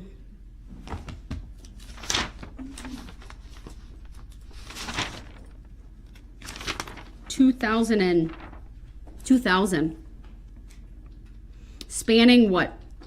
Nevada, Georgia, at least police contact in Georgia. We have an unknown disposition in Wisconsin. Substantial battery in 2000, party to a crime. Put on probation. Ultimately, that was revoked. He went to prison. 2002, felony possession of THC, jail time. 2003, resisting obstructing, jail time. 2005, a disorderly conduct ticket, but he failed to pay the forfeiture and ended up serving an alternative to incarceration. He ended up serving for failing to pay 30 days jail. 2009, obstructing, 2 days jail, meaning he lied to police. 2010, strangulation, battery was dismissed and read in, put on probation, ultimately revoked, serving 11 months jail. 2012, misdemeanor bail jumping, possession of THC, with a number of other charges being dismissed and read in, 180 days jail concurrent. Also in 2012, a misdemeanor resisting or obstructing. So either he lied or he fled from police or did something to make their job more difficult. 37 days jail consecutive. In Nevada in 2006, domestic battery, a suspended sentence. Obstructing after being found guilty at trial, for which he served jail time. 2007, statutory sexual seduction as a felony.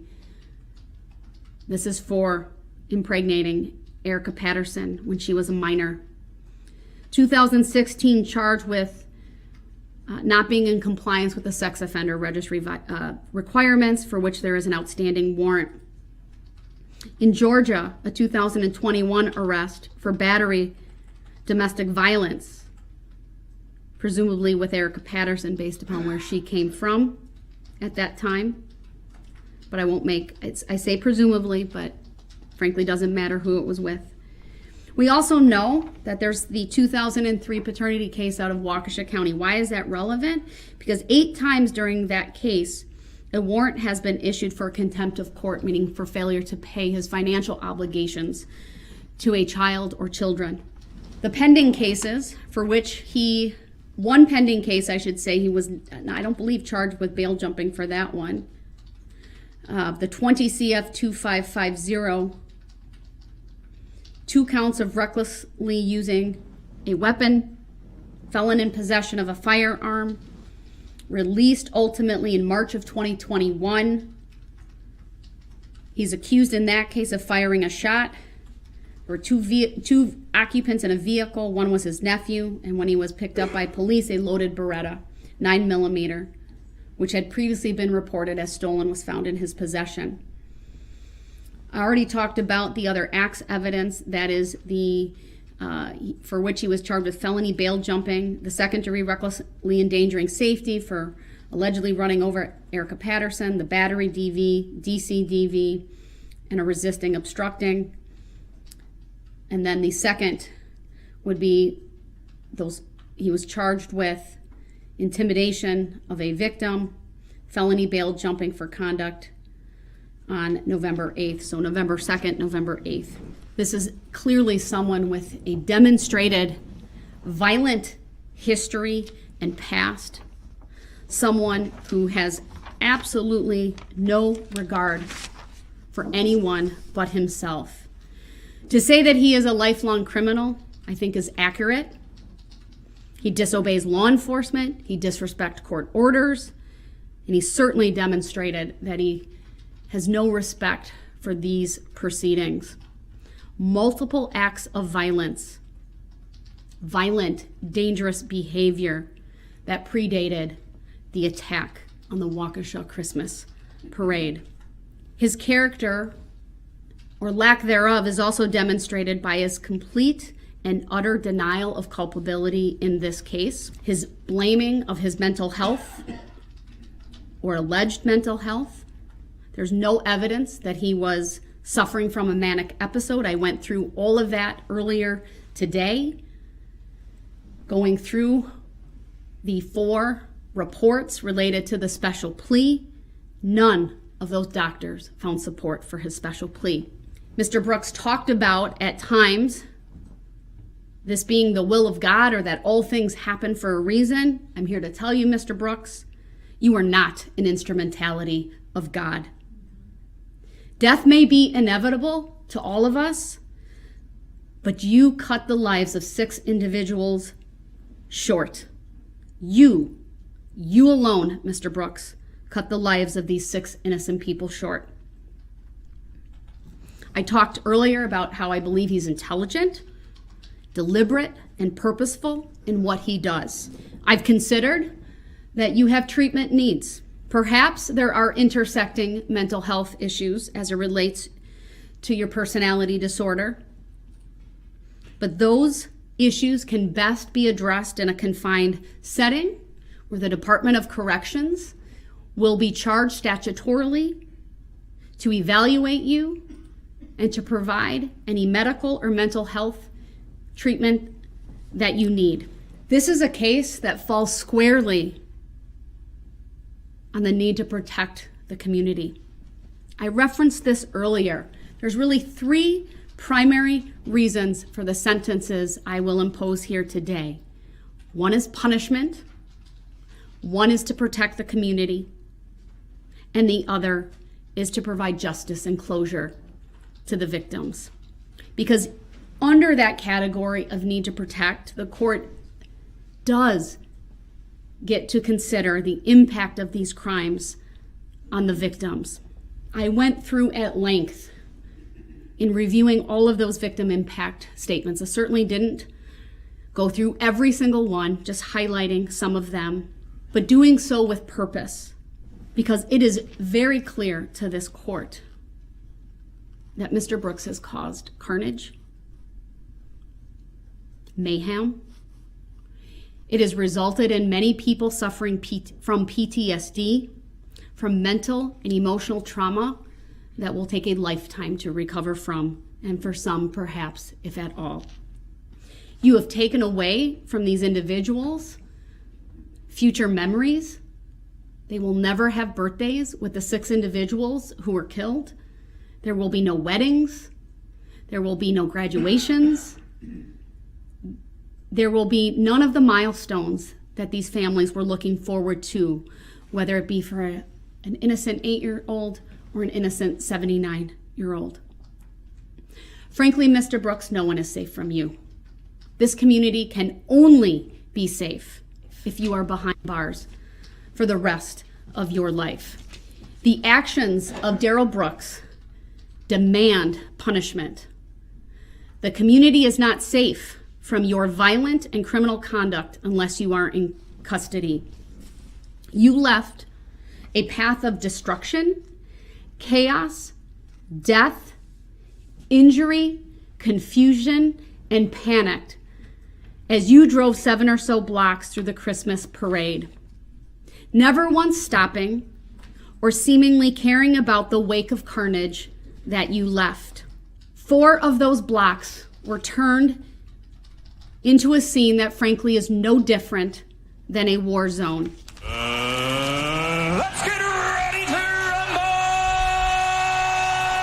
On counts 1 through 6, this court is imposing a life sentence without the possibility or eligibility for extended supervision consecutive to one another. 1 life sentence for Virginia Sorensen.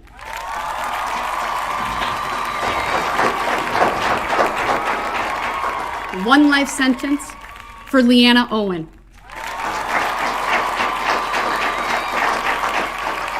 1 life sentence for Tamara Durand. 1 life sentence for Jane Kulik.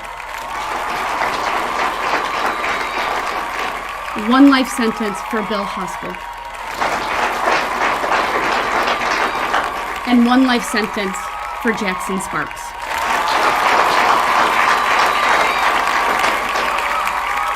I've considered the enhancer and the additional 5 years that I could impose, but I don't need to really order that because I've not made him eligible for extended supervision, and it would only be to increase his time on initial confinement. But make no mistake, Mr. Brooks, you use that vehicle as a battering ram, no different than, frankly, a firearm.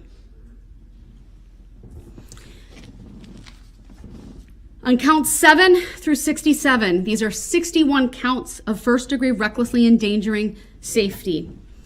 These charges alone and these convictions without the enhancer carry a maximum of 12.5 years. Because of the enhancer, a total of 17.5 years. And under Wisconsin law, the 5 years is added to the initial term of confinement. So what could be 7.5 years is a maximum of 12.5 years. And I'd ask that everyone no longer show any reaction to the sentence so I can get through this. On counts 7 through 67, on each count, I will impose a total sentence of 17.5 years.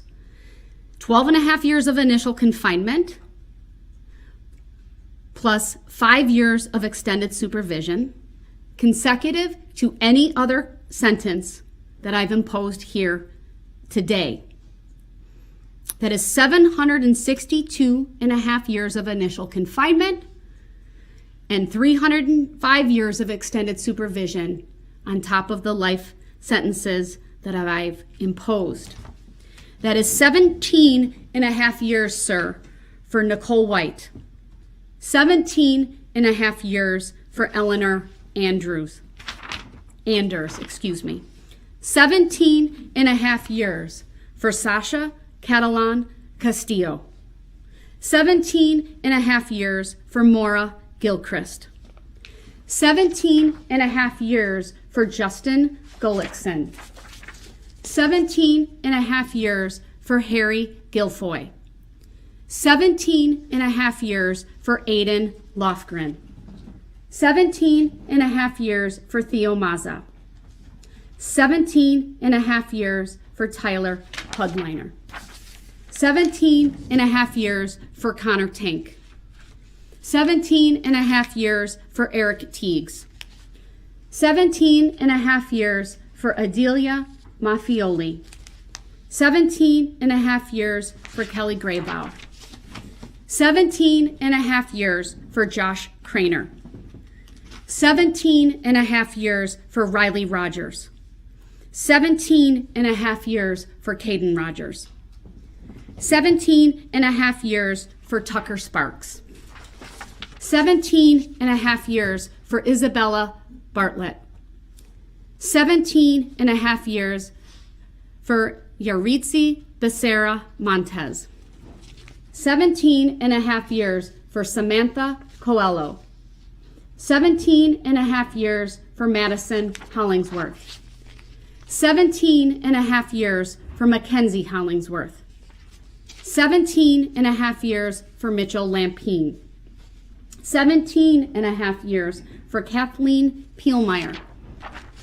17 and a half years for Julia Schleichow. 17 and a half years for Olivia Stover.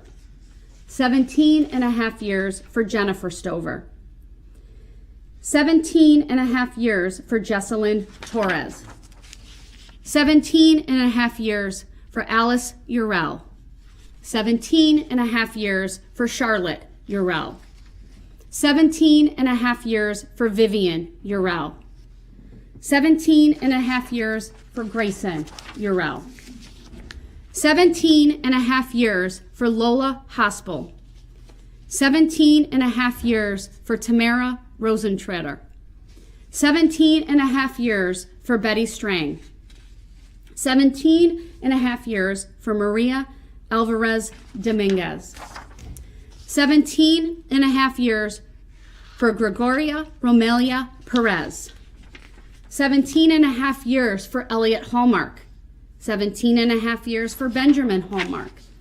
17 and a half years for Patrick Heppy. 17 and a half years for Lori Locken. 17 and a half years for Marisol Lopez Gutierrez. 17 and a half years for Adair Lopez Rubelar. 17 and a half years for Juan Marquez. 17 and a half years for David Marquez.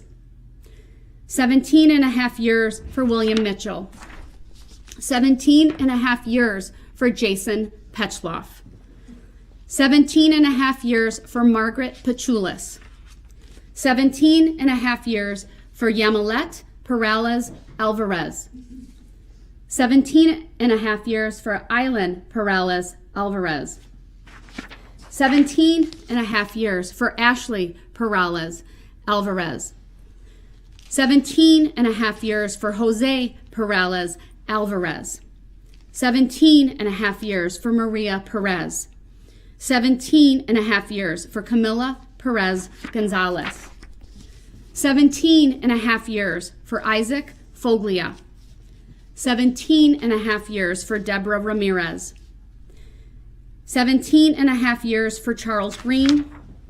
17 and a half years for Lily Green. 17 and a half years for Brinley Harris. 17 and a half years for Kelsey Knapp. 17 and a half years for Owen Ricciati. On counts 68 through 73, which are the 6 counts of hit and run resulting in death. These are 25-year felonies each. The court will do the following. On count 68, a 25-year total sentence, 15 years of initial confinement, 10 years of extended supervision. This will be concurrent to count 1. Count 69, the same sentence, 25 years total, 15 years of initial confinement, 10 years of extended supervision, concurrent to count 2. Did I say that the right way, the first one? Okay. Count 68 is concurrent to count 1. Count 69 is concurrent to count 2. Count 70, 25 years total, 15 years of initial confinement, 10 years of extended supervision, concurrent to count 3. Count 71, 25 years total, 15 years of initial confinement, 10 years of extended supervision, concurrent to count 4. Count 72, 25-year total, 15 years of initial confinement, 10 years of extended supervision, concurrent to count 5. And on count 73, a 25-year total sentence, 15 years of initial confinement, 10 years of extended supervision, concurrent to count 6. On count 74 and 75, the 2 felony counts of bail jumping, the court is ordering a 6-year sentence total on each count, 3 years of initial confinement, 3 years of extended supervision, consecutive to all other counts but concurrent with one another.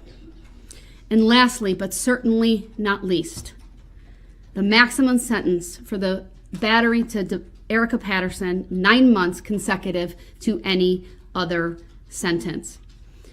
To order anything other than what I have done, sir, would be to unduly depreciate the seriousness of these offenses. It is needed, although largely symbolic, given the number of years that I have imposed here today, because frankly, you deserve it. I know it's symbolic, but it needs to hold you accountable in a very real and tangible way. For all of these sentences that I have imposed, I will order the following conditions: no contact with the victims as identified in the amended victim key or their families, no contact of any kind with Erica Patterson. You are to pay restitution in the amount of $47,193.29 to EMC Insurance Company, that's on behalf of the Waukesha School District, and $124,000, $220.65 to the Crime Victim Compensation Program. I am ordering DNA surcharges on all counts. On counts 1 through 75, it's $250. On count 76, it's $200. Those are mandatory under the law. I'm also imposing the domestic abuse surcharge on count 76 of $100. I'm also imposing all standard court costs on all counts. Although my primary emphasis is that restitution be paid before costs, surcharges, and fees, I will order that restitution, costs, and fees be paid out of prison money. In other words, that all financial obligations shall be collected pursuant to statutory provisions as requested by the state. That's frankly a standard, it's customary, but it will be in the judgment of conviction. And then pursuant to 949.165, I'll find that it is appropriate for this court to order an escrow account under 949.165 for payment of restitution, costs, fees, surcharges, and even for costs associated with prior legal representation or future representation under the statute. Mr. Brooks has been convicted of a number of serious crimes for which this section is appropriate. I will order 360 days credit as to count 1 and count 68. Only, all other counts, 0 days credit because of the consecutive nature of the sentences that I've imposed here today. I calculated that with my sentence calculator. Of course, that is through yesterday because these sentences commence today. There are a number of advisements I must go through. First of all, Mr. Brooks will be provided with a written explanation of determinate life sentence regarding the first-degree intentional homicide charges. Of course, he's not eligible for release to extended supervision. That form defines extended confinement for him, and there's other language on here that he can read at his convenience. He also will be provided with the Notice of Right to Seek Post-Conviction Relief form.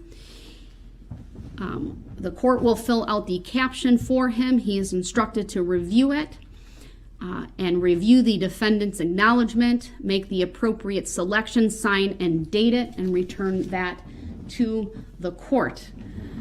I must advise you, sir, you have been convicted of a felony. That means you may not vote in any election until your civil rights are restored. You may not possess a firearm.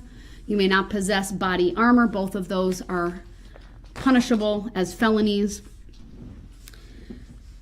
You also have 20 days from today's date to appeal the decision of this court. Does the state believe I've overlooked anything here today? No, thank you, Your Honor. All right, those documents will be provided to Mr. Brooks. I will note for the record, at many times during my final sentencing remarks, he was holding up an objection sign. That objection is noted for the record. This now concludes this hearing and this case. We are now off the record. Do you want to do the motion to stay pending appeal, or we could do it another day? I want to wait till I sign the judgment of conviction. Okay. I'm not making any determinations regarding where he is to be held. That certainly is within once the judgment of conviction is signed, I'll address the motion for stay pending appeal. But my understanding is he needs to be transported to Milwaukee, and I will not stand in the way of that. All right, I'll schedule that once the judgment of conviction is signed. Understood. We are in Thank you. recess. Okay. Thank you, everyone. You're mine now, beach boy.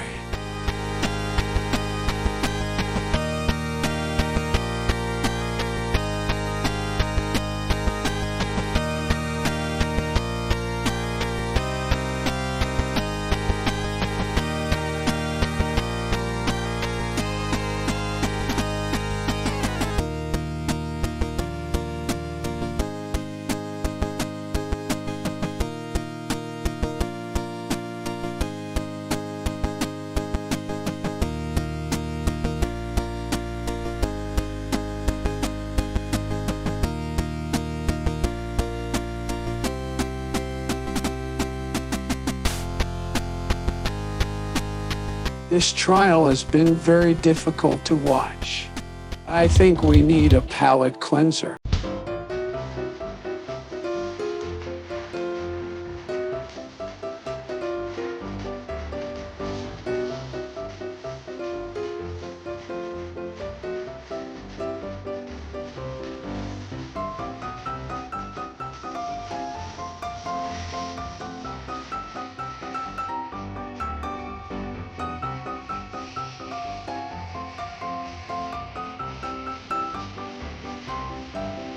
This kitten and these ducklings all began life after Darrell Brooks was convicted.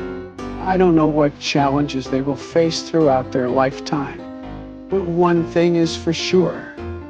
Darrell Brooks will never get the chance to harm them. He's much too busy getting acclimated to the flavor of semen. Thanks for watching. Shooting an ass under pressure.